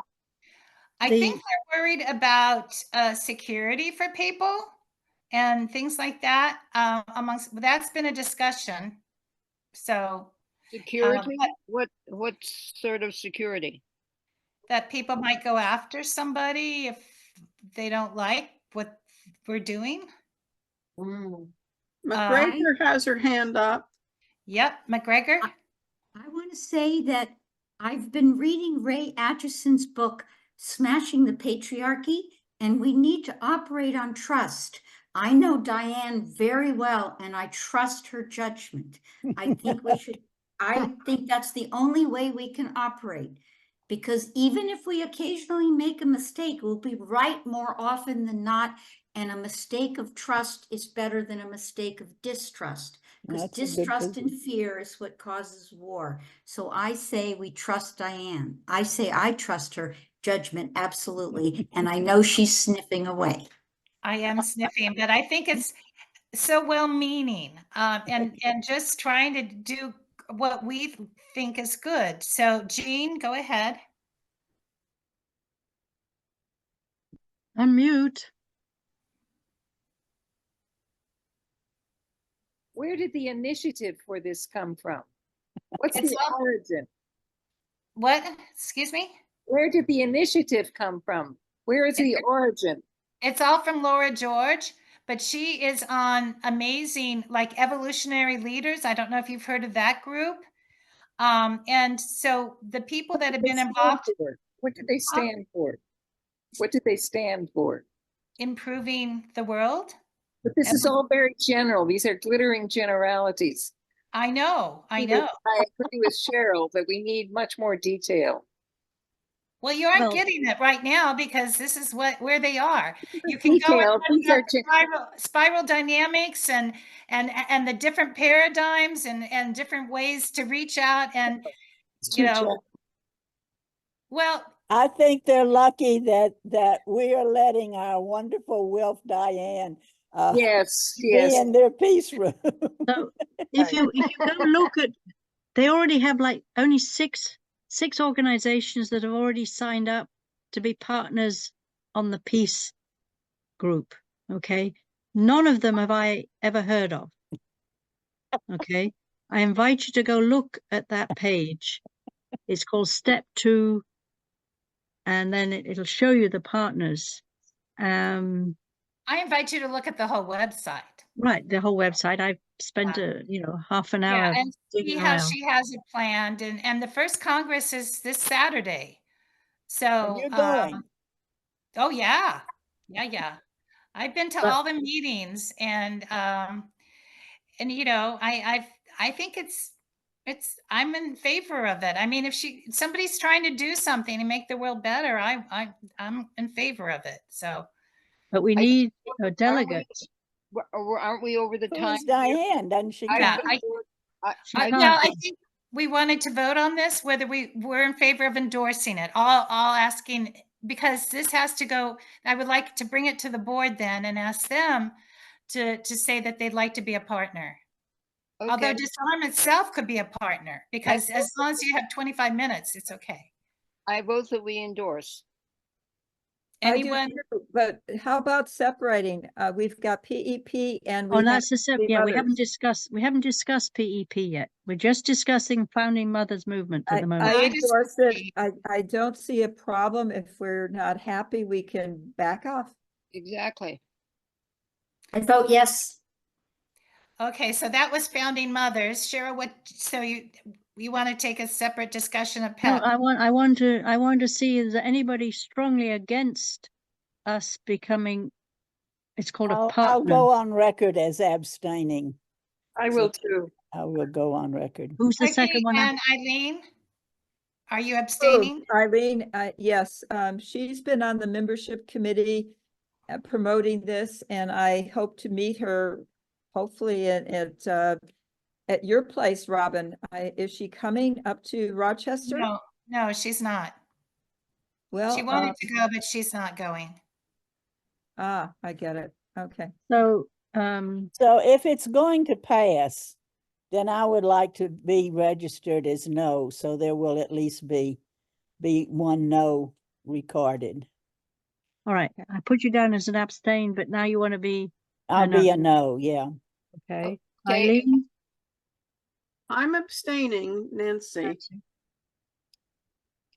Who is Eileen or was it Nancy, Eileen, are you abstaining? Nancy. Nancy? Okay. Eileen is approving. Okay. So is there anybody? Jean wants to be registered some way. I want to abstain. On their website, I'm seeing Wilf Ghana, Wilf Jane Addams, Wilf Pentagon as supporters. It just went away. Am I looking at something wrong or? No, they got them aboard. But what, Okay. under what category? I went to with partners. It's clicked women on- and children. She put all those under women and children. Yes. Okay, but we're Okay. only voting as WILF Disarm, is that right? Okay. At the Yes. moment, we are voting whether to send this ahead to our board. Yeah, Oh, I'm gonna go. Yes. All right, I think we've voted. And Diane is going to have to write it up a little bit. And the only reason you can become a partner is to have someone actually go to those monthly meetings. If we can't find anybody willing to do that, then we fall by the wayside. No, that's not true. You can still be a partner, and you're allowed to have a delegate if you do that. That's all. I imagine what But they want Diane- is And Diane has WILF. been Yeah. going to the meetings. But she's not allowed, for some reason, she's in this thing called the peace room, and she says that means she can't be a delegate from an organization. No, it's that I'm already going, so why not have somebody else as a delegate? I'm already in the peace room of this group. I will be at the Congress as a peace room mother. So I think someone else should be a delegate. That's all I was saying.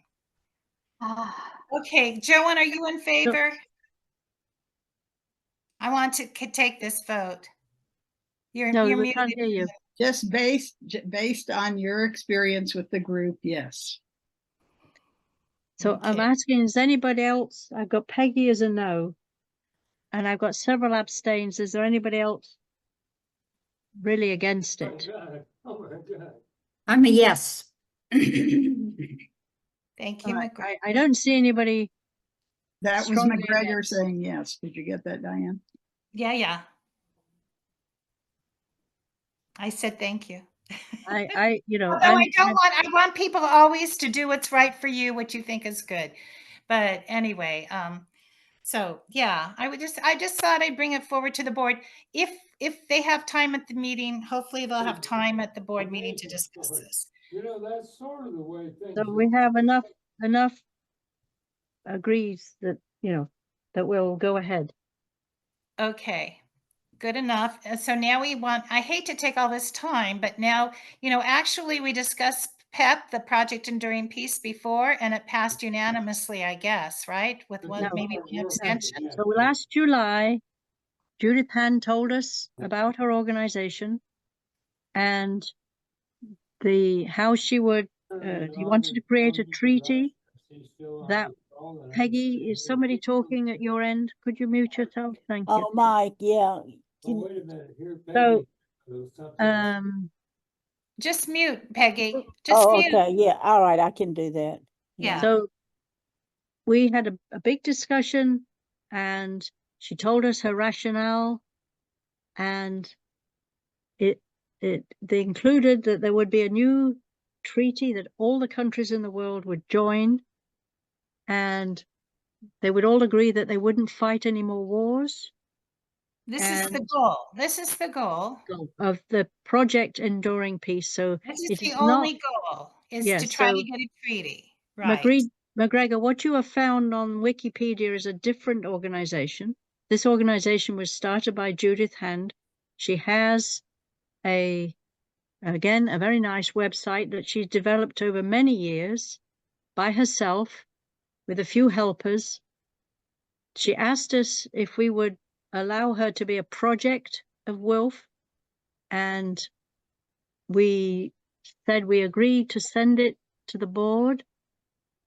McGregor was the one person who disagreed with that because of the use of sanctions. And in the meantime, Judith has redone her rationale. She has changed her description of the sanctions, specifying that they would be against the leaders and against institutions within a country that broke the treaty, and not against individual members of the public. Okay, so to have a treaty, you have to have some consequences of somebody breaking the treaty. Okay, now, so she's updated things according to some remarks and information I've given her. All right, now what happened was the meeting that Diane was to take our vote to was very busy, and in fact the board never discussed it. Diane was secretary, she's looked at the minutes, and it actually never happened. Okay, so in the meantime, Judith and a few people have been carrying on by themselves, trying to get other people to be involved, and Diane again has been going to some of those meetings. So Diane wants us to try again to endorse. Now, she doesn't have Judith's, if you look at her website, she does not have a process for endorsing another organization, endorsing her effort. we could ask her if we can do that. So Diane, tell us exactly what it is you would take to the board. Just support of this goal of a treaty, of her efforts. So she has plans to have this huge thing in San Diego because she's in San Diego. She's trying to reinvigorate the San Diego WILF branch. And she is really going forward with this. So the launch is coming up, ideally in October. And I just thought it'd be nice if she could say that WILF US supports it. Or disarm WILF, but WILF US would be better. I sure support it. And what happens in October? The launch. Again, although she's been around a long time. Yeah, well, yeah. She's still getting her videos together. She's working on video and so yeah, and making it out there and getting the board. She wanted a board, so all these things. And it's a very slow process for her. Mm-hmm. And she had a different appointment, so she couldn't come to this meeting. But I think we've heard a lot about this. Several times she's been here and explained, and you can see her website. Just give us the URL to that, Diane. And I only mention that because I'm doing the Founding Mothers movement, and they're similar. And so I just thought I'd throw in the PEP thing. I don't even know, she didn't even ask me to do that. But since I was doing Founding Mothers, I thought, well, maybe I could just try to ask you for PEP too, because they're very similar. Well, why don't those two groups merge together? Because they're different, because Laura's is trying to do a lot of women's stuff and everything. And Judith is insistent that there's only one thing she's working for, and that's a treaty. And and as she's doing that, she's trying to educate everybody that war is not a necessity, that we are not innately warlike, that we can be peace-like, and there is a way to have peace. And so like the Kellogg-Briand Treaty had no results, and that's why it hasn't been successful in her opinion, because there were no ramifications if someone went against, which we did. I mean, it signed in 1928, immediately we started going against it. So so she felt like it, but basically what she's trying to do is get this Kellogg-Briand Treaty expanded. So they do acknowledge each other. If you go to Founding Mothers website, you'll find a link to PEP. And if you go to PEP, you'll find a link to Founding Mothers. So Laura, George, and Judith Hand have been speaking to each other. Okay. Oh, yeah. But you saw that, and so to me, Judith has a lot more practical ideas and strategies than the Founding Mothers. Okay, so I think again we should ask the board. We have to get on an agenda. Diane isn't the secretary anymore. Eileen's on the board. When is the next board meeting, Eileen? 27th. In 2 weekends, it's part of a retreat. Okay. So how did you feel? So the 20 is a retreat in Vermont or a different retreat? It's virtual. Virtual retreat. Yeah. So is anybody, Nancy has a hand. Nancy, what do you think? I haven't quite made up my mind because this seems to be a move beyond the United Nations. Is that correct? So this is not an attempt to reform the United Nations, that is, reform the Security Council configuration, etc. But this seems to be a way of moving beyond the United Nations. I don't quite. No. All it is a treaty. That's it. That's the whole goal. It's a treaty that hopefully is enforceable. It's a Kellogg-Briand treaty with some. I see. Okay. That's it. It's a treaty in as much as the UN is usually where all treaties are born and discussed, and people then sign on. So is this an alternative to the UN? No. Oh. No. All it is all we want is a treaty, however we can get it. And It will it go probably will go through the UN because that's how most treaties are gone. It But will have to, yes. yeah, Mhm, mhm. so Okay, I got it. Thank So you. it's not a way of, yeah, I mean, what many people argue the UN needs to be reformed, the Security Council needs to be enlarged, but true, it she's does. avoiding those Right. ideas. Again, it's worth going back and having a quick look at her rationale page. Yeah. There's 7 different thoughts on the rationale. And that's the essence of her idea. So What I could do for them founding mothers, again, we're missing the first Congress, so it's anyway.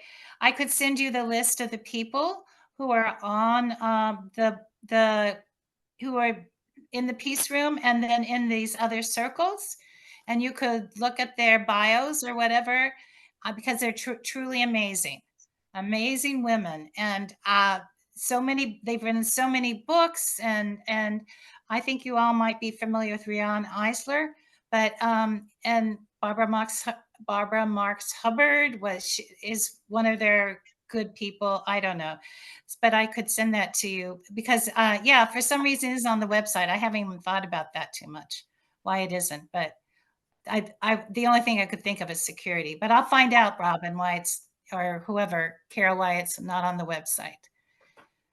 So. right, so somehow or other, the 27th of July is the next board meeting. Eileen, yes. And so if we want to do anything, Diane's got to prepare something to submit For to the them. 27th at 1 p.m. Eastern. Yeah. Although they're having a whole retreat for a few days, right? Yeah, and this is smack in the middle, which is a bit of a bother for some people, but it worked in Des Moines in person. It'll be fine. Sometimes it changes the pace when you have a formal meeting, when you're brainstorming with the other aspects. It's no big thing for me. Okay, I'll try to get it in. I will get it in if you all. So we're on. So we didn't take the vote on Pat, but we So is have anybody strictly against trying to be helpful to PEP? Not against 4. I'm looking, we've got some people have left. All right. Well, is No, anybody I don't. against it? If for some reason against trying to, just saying that we're endorsing or whatever. That's all. Yeah. Yeah. No Yeah, biggie. just support. Yeah, just okay. Well, then I'll work something up and try to get it to the board meeting. Again, I don't want to inject in the, if they have such a busy board meeting, these are just nice things that it would be nice to do. So if we can't do it this month, I'll try to do it in 2 months. So that's. And I can help you, Diane, with, you send me a draft and I can edit it. Okay. Okay, great. or try to make it. We need to get on. I didn't, we probably spent too much time and the video was longer. Okay. Africa. Robin. Nothing, I have not been doing anything. Okay, move on. Well, I know you've been doing stuff, but not specifically with Africa, about Africa. I'm sorry to say, yeah. Oh, well, that happens. So, but we have Nancy here for Earth Democracy. Okay, very quickly, thank you. So Earth Democracy, aside from in addition to our campaigns, so we have our material, new website up. Our pages for the old website are new. And we are going to have 3 what we call special projects. So one is the Fossil Fuel Non-Proliferation Treaty. One is COP 29, which takes place in the 2nd and 3rd week of November in Baku, Azerbaijan, and the president of COP 29 is the head of the Azerbaijan fossil fuel company.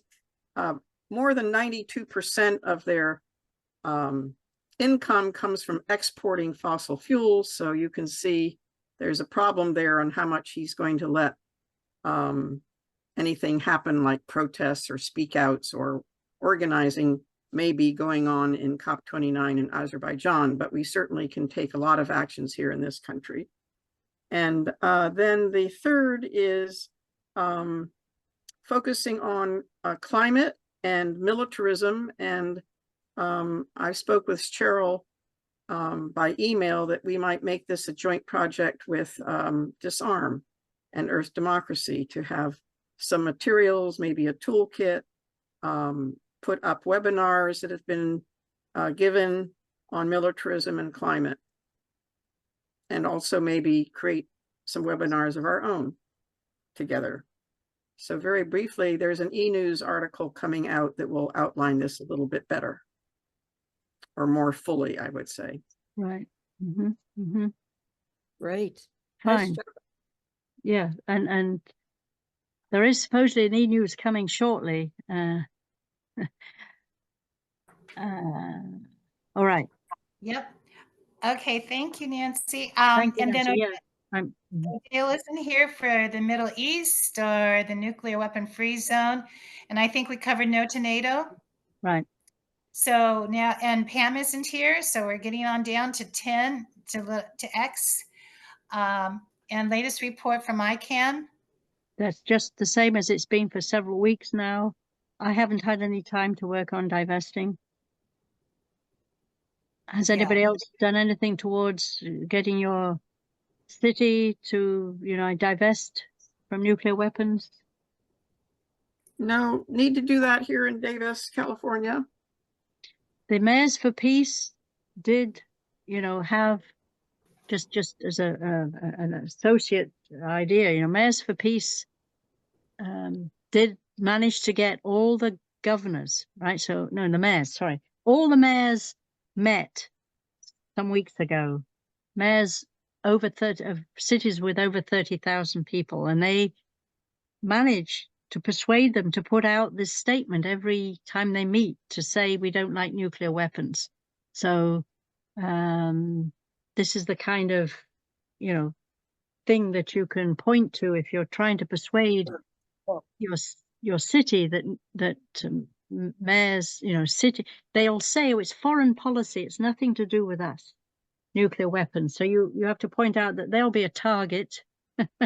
They'll be obliterated if there is a war, and therefore it should be a concern of theirs that nuclear weapons still exist. So that's just briefly what you would tell a city, and that putting their money that they have into some of those weapons companies is helping the whole military industrial complex. So okay, right. I'll shut up there. And no, I see that's a good reminder. So okay, so advocate for end of war in Ukraine and committee reports. I guess the only thing is about the new website. I haven't checked it out. So Ellen isn't here. She told us last time how much money we had left. She told me she was going to double check that it was really the $600 and some.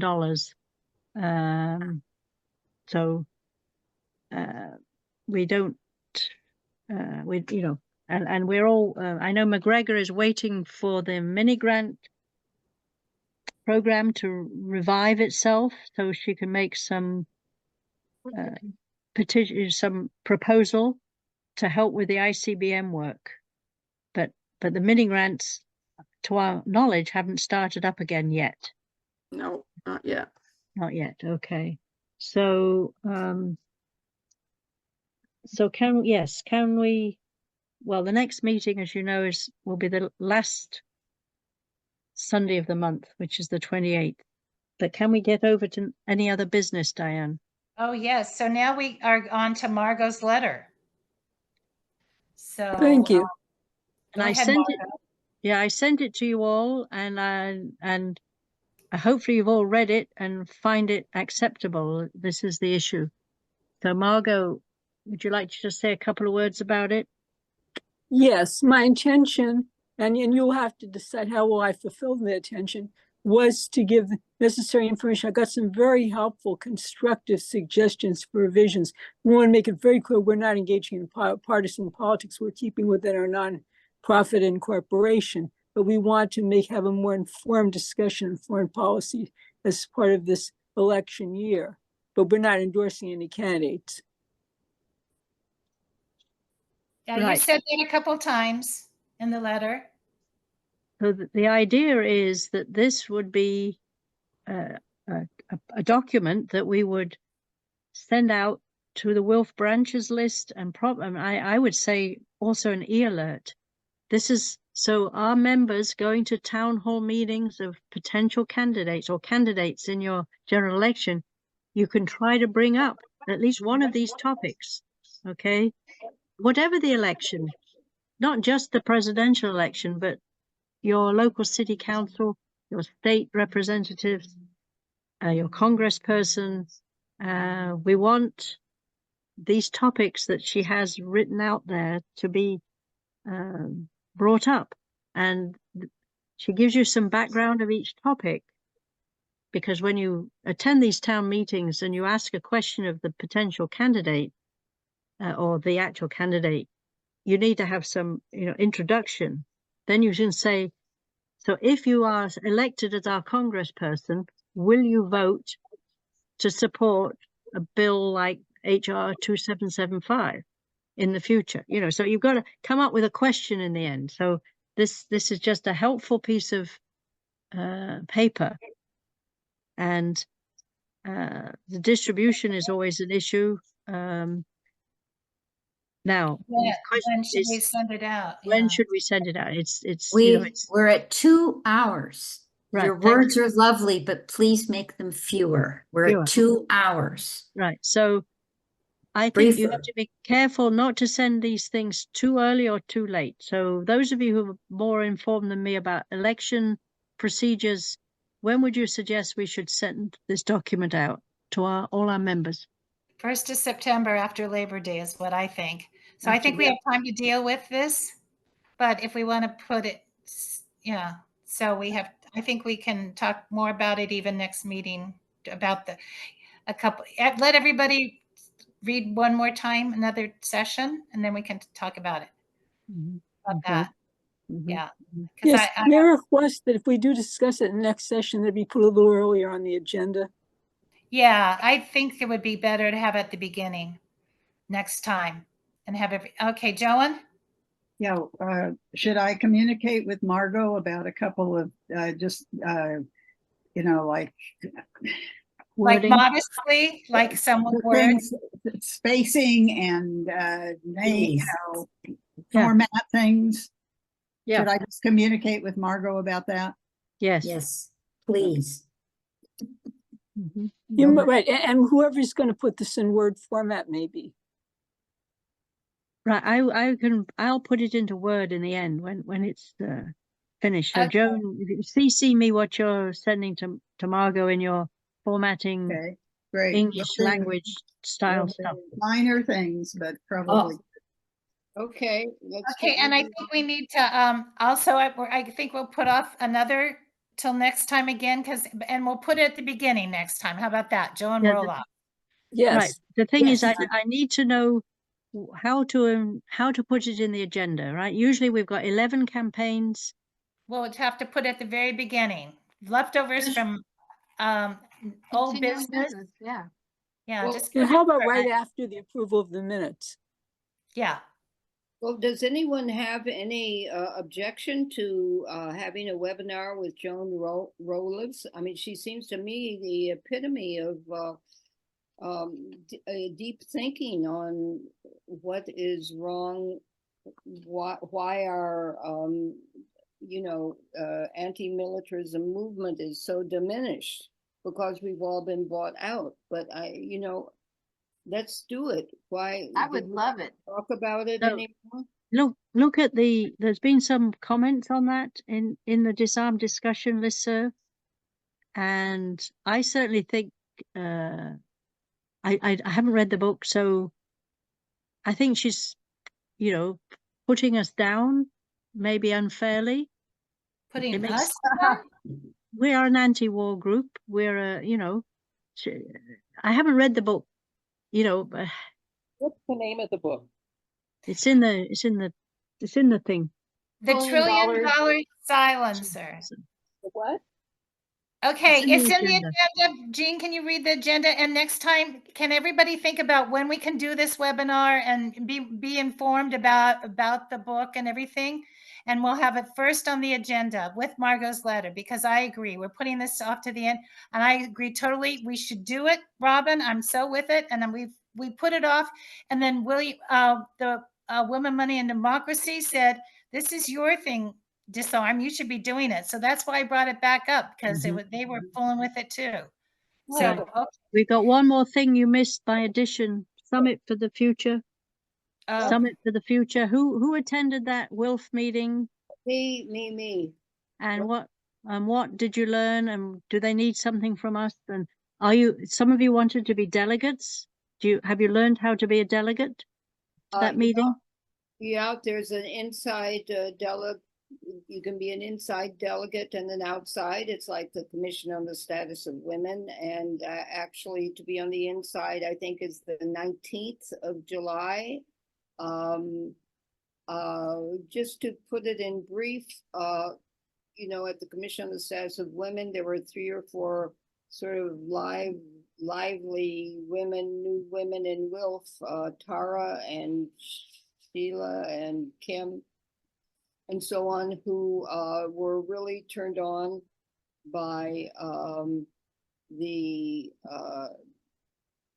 status of the future. It seems to be lots of words, and yet I wrote it all up here in a recent notice, because wanting to discuss it at the gathering. Your gathering's in August. So do you have a URL for people to submit to? There's usually a central WILF staff person. If you want to be on a delegation, you have to correspond with them.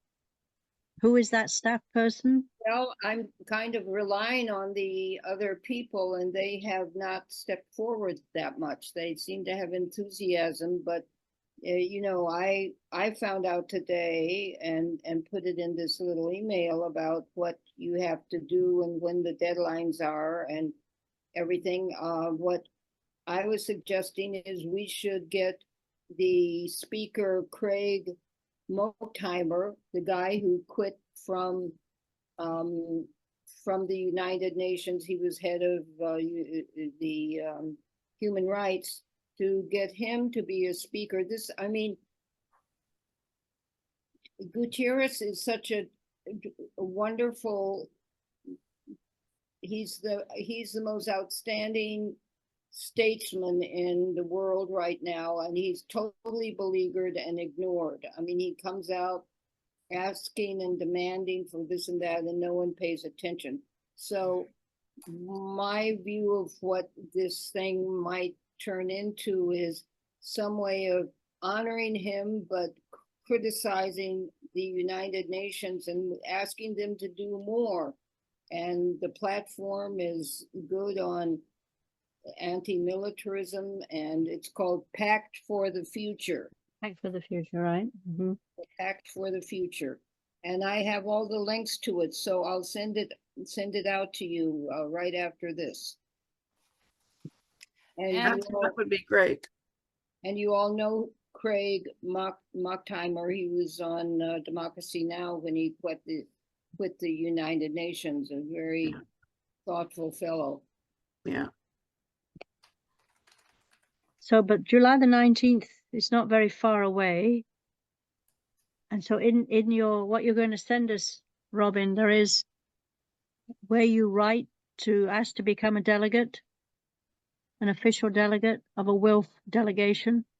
Mm-hmm.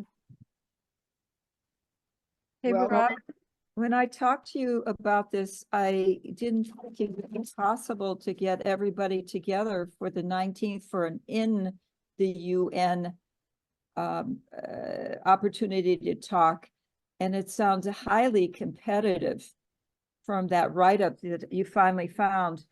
Instead, I thought the plan was to try to get on an outside panel. Yeah, And after discussing it in Vermont, you have one day, the 19th. Most people will be traveling back, but you can just send the email out or whatever you have to do for registering.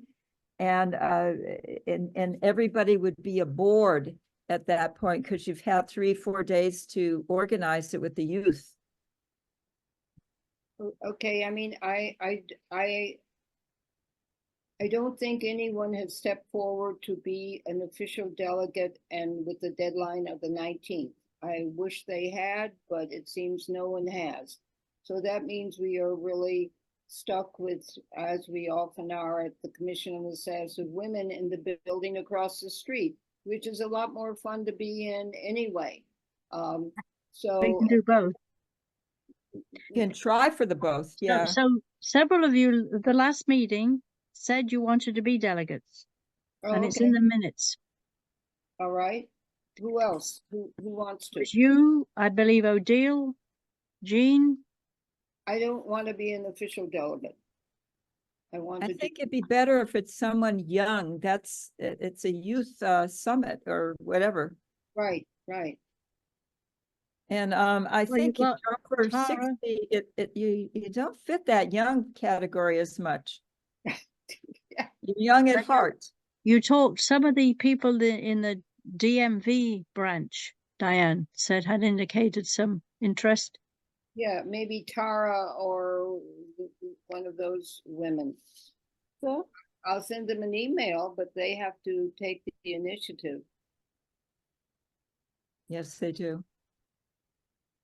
Okay, and I omitted to say in our reports that we did enjoy a reception hosted by the DMV branch in a Japanese Ethiopian restaurant, and we did learn. We met some of them, and they have reaching out to the community in very good ways. And they're obviously, yes, younger than we are. Some of them are younger, some of them are older women. Some are color and some of them are not of color. So anyway, I just, there are other organizations who are working on this that, from the nuclear weapons abolition points of view. And all day, this Wednesday, they're having 3 different webinars about this. The Unfold Zero is sponsoring it. So they're having International Justice Week events. Mhm. So that's 3 different sessions. They have different sessions for them. For each of them, they have, anyway, so I could send this out about it. This, right. This is the Law Not War group. I think so. I think so, yeah. And then there's a preparatory meeting.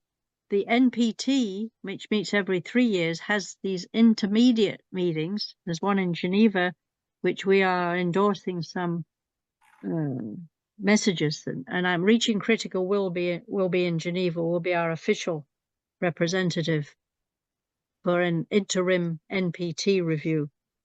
So anyway, So it says on a website that I'm looking at, which is the United Nations Foundation, that the Summit of the Future could be a turning point for global diplomacy. Yeah, that's why it's important that we have people there, because diplomacy is one of WILPF core strategies.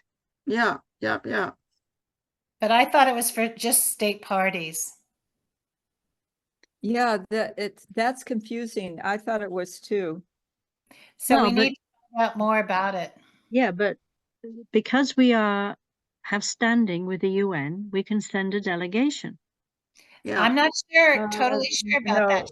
State parties are different.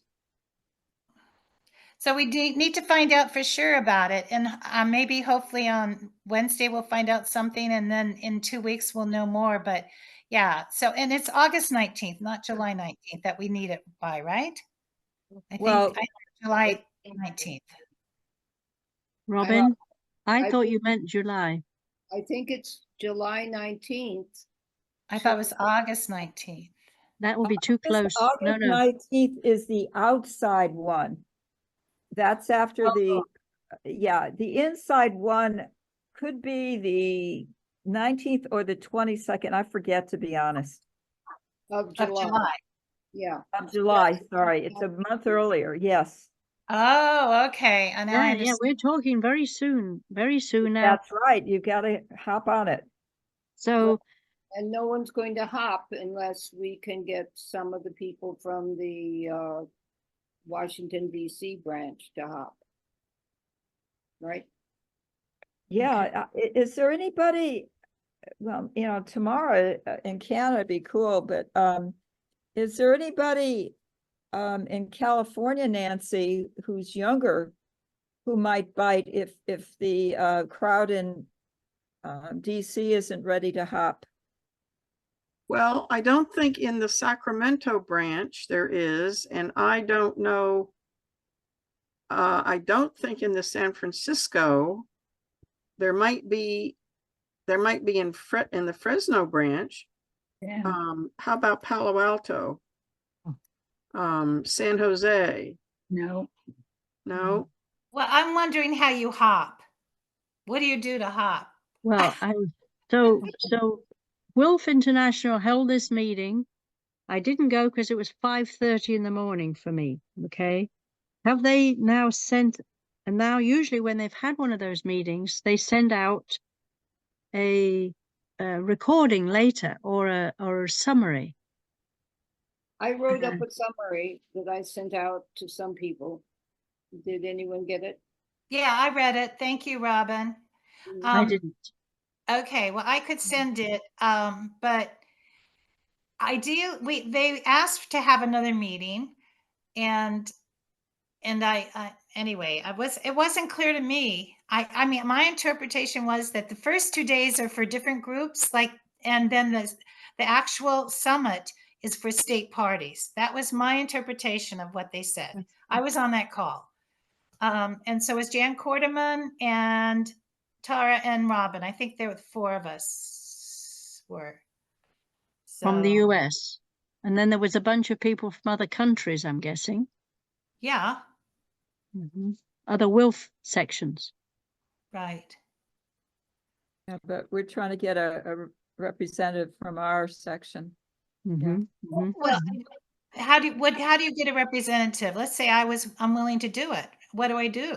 That's what I'm saying, asking. Usually there's a WILF staff, for the MPT, it's a lady called Emma, right? And you write to Emma in Geneva and you say, I want to be part of the delegation. And she says, send me a bio and your email address. And then later on, she makes a list and she sends it to the UN. These are our delegates. So there must be a staff member within WILF International in Geneva who's been assigned to this summit. I think it's Genevieve in New York.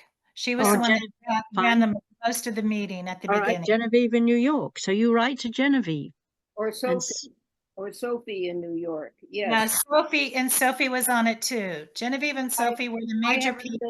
Been keeping us up to date on what they're doing. I mean, in other words, International WILF is very much involved in the Summit of the Future, and yet they don't send anything out to let us know whether they have a delegation. Have they already signed up? Couldn't we be part of their delegation? Yeah, I don't believe I ever got anything notice about a recording or anything or any more input at all. So, well, but I will follow up with Sophie. I formed a good relationship with her, I think. So, coming out of this or in preparation for this, there is a draft on the Declaration on Future Generations that looks interesting. And then October 10, the President of the General Assembly is reappointed. So there are just a lot of things going on. How often does the president of the General Assembly, is this a yearly assignment or something? I don't know. I'd have to read some more. No, that alternates amongst. the- Right. Goes round and round. Yeah. Every It's month they have a new one, is what you're Oh, saying? no, like a year or 2 years, I think. I think it's every year.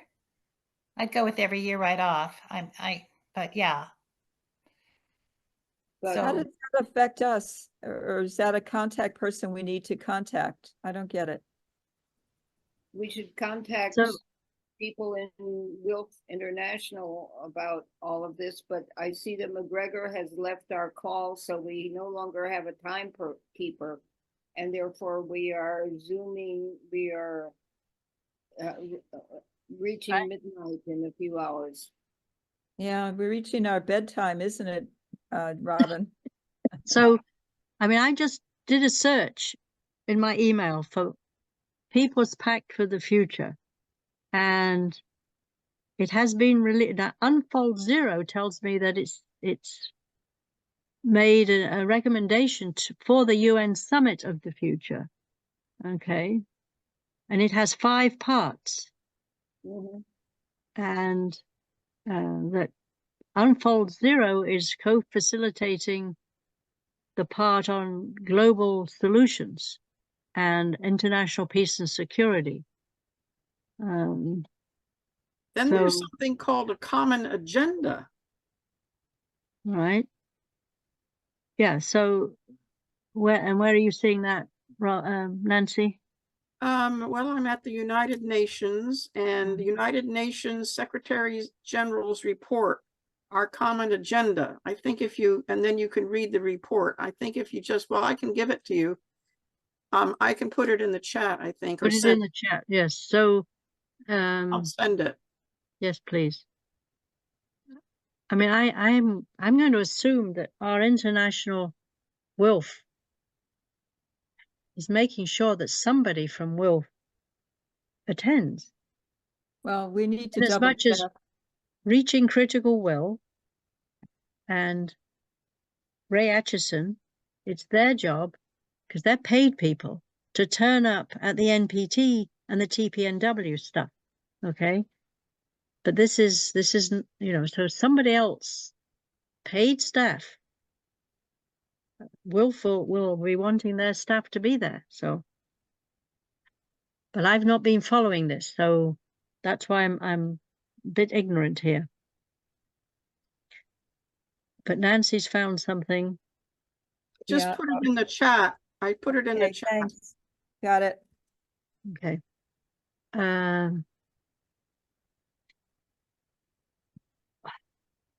All right. Well, if anybody can come up with something before the 19th, that's 5 days. 5 We have days. 5 That's on it. why I wanted it on the agenda. Yeah. So I can do a bit of searching. And I don't know where was it, Robin, that you read this 19th of July date? It's under, I'm sending it to you all. I'm putting it in the chat right now. Wait.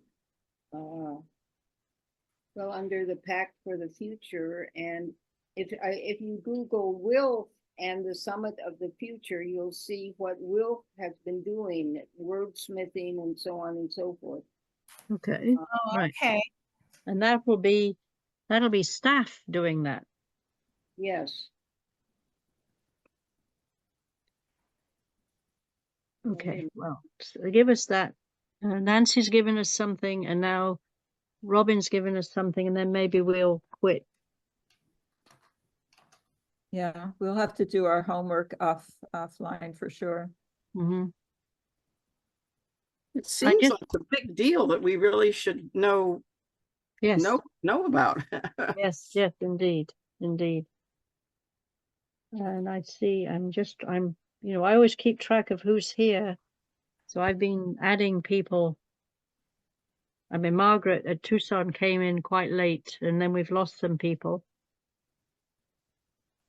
Anyway, Well, I mean, and I've been trying to take minutes. This is a heck of a discussion. I, Well, you know, type up your notes inside each agenda item. You take the agenda, you copy it into a file called minutes. that's what I did, and that got me very confused. But anyway, whatever, I will give some kind of report. But we're waiting right now, and Nancy said, or was it Robin said they had one more thing that we're going to put in the chat, and then I think we can quit. Who was it? Right. And Robin, send your notes, you know, and if any of us have anything else or whatever, we'll get back to you. Okay. Nancy did send her notes. Yes, but we're waiting for Robin, who said she would put something in the chat. Well, I did. Didn't you see it? The second part of the. Not since Nancy put hers in. Don't forget you have to hit the little blue arrow. Oh, okay. Maybe I didn't do that.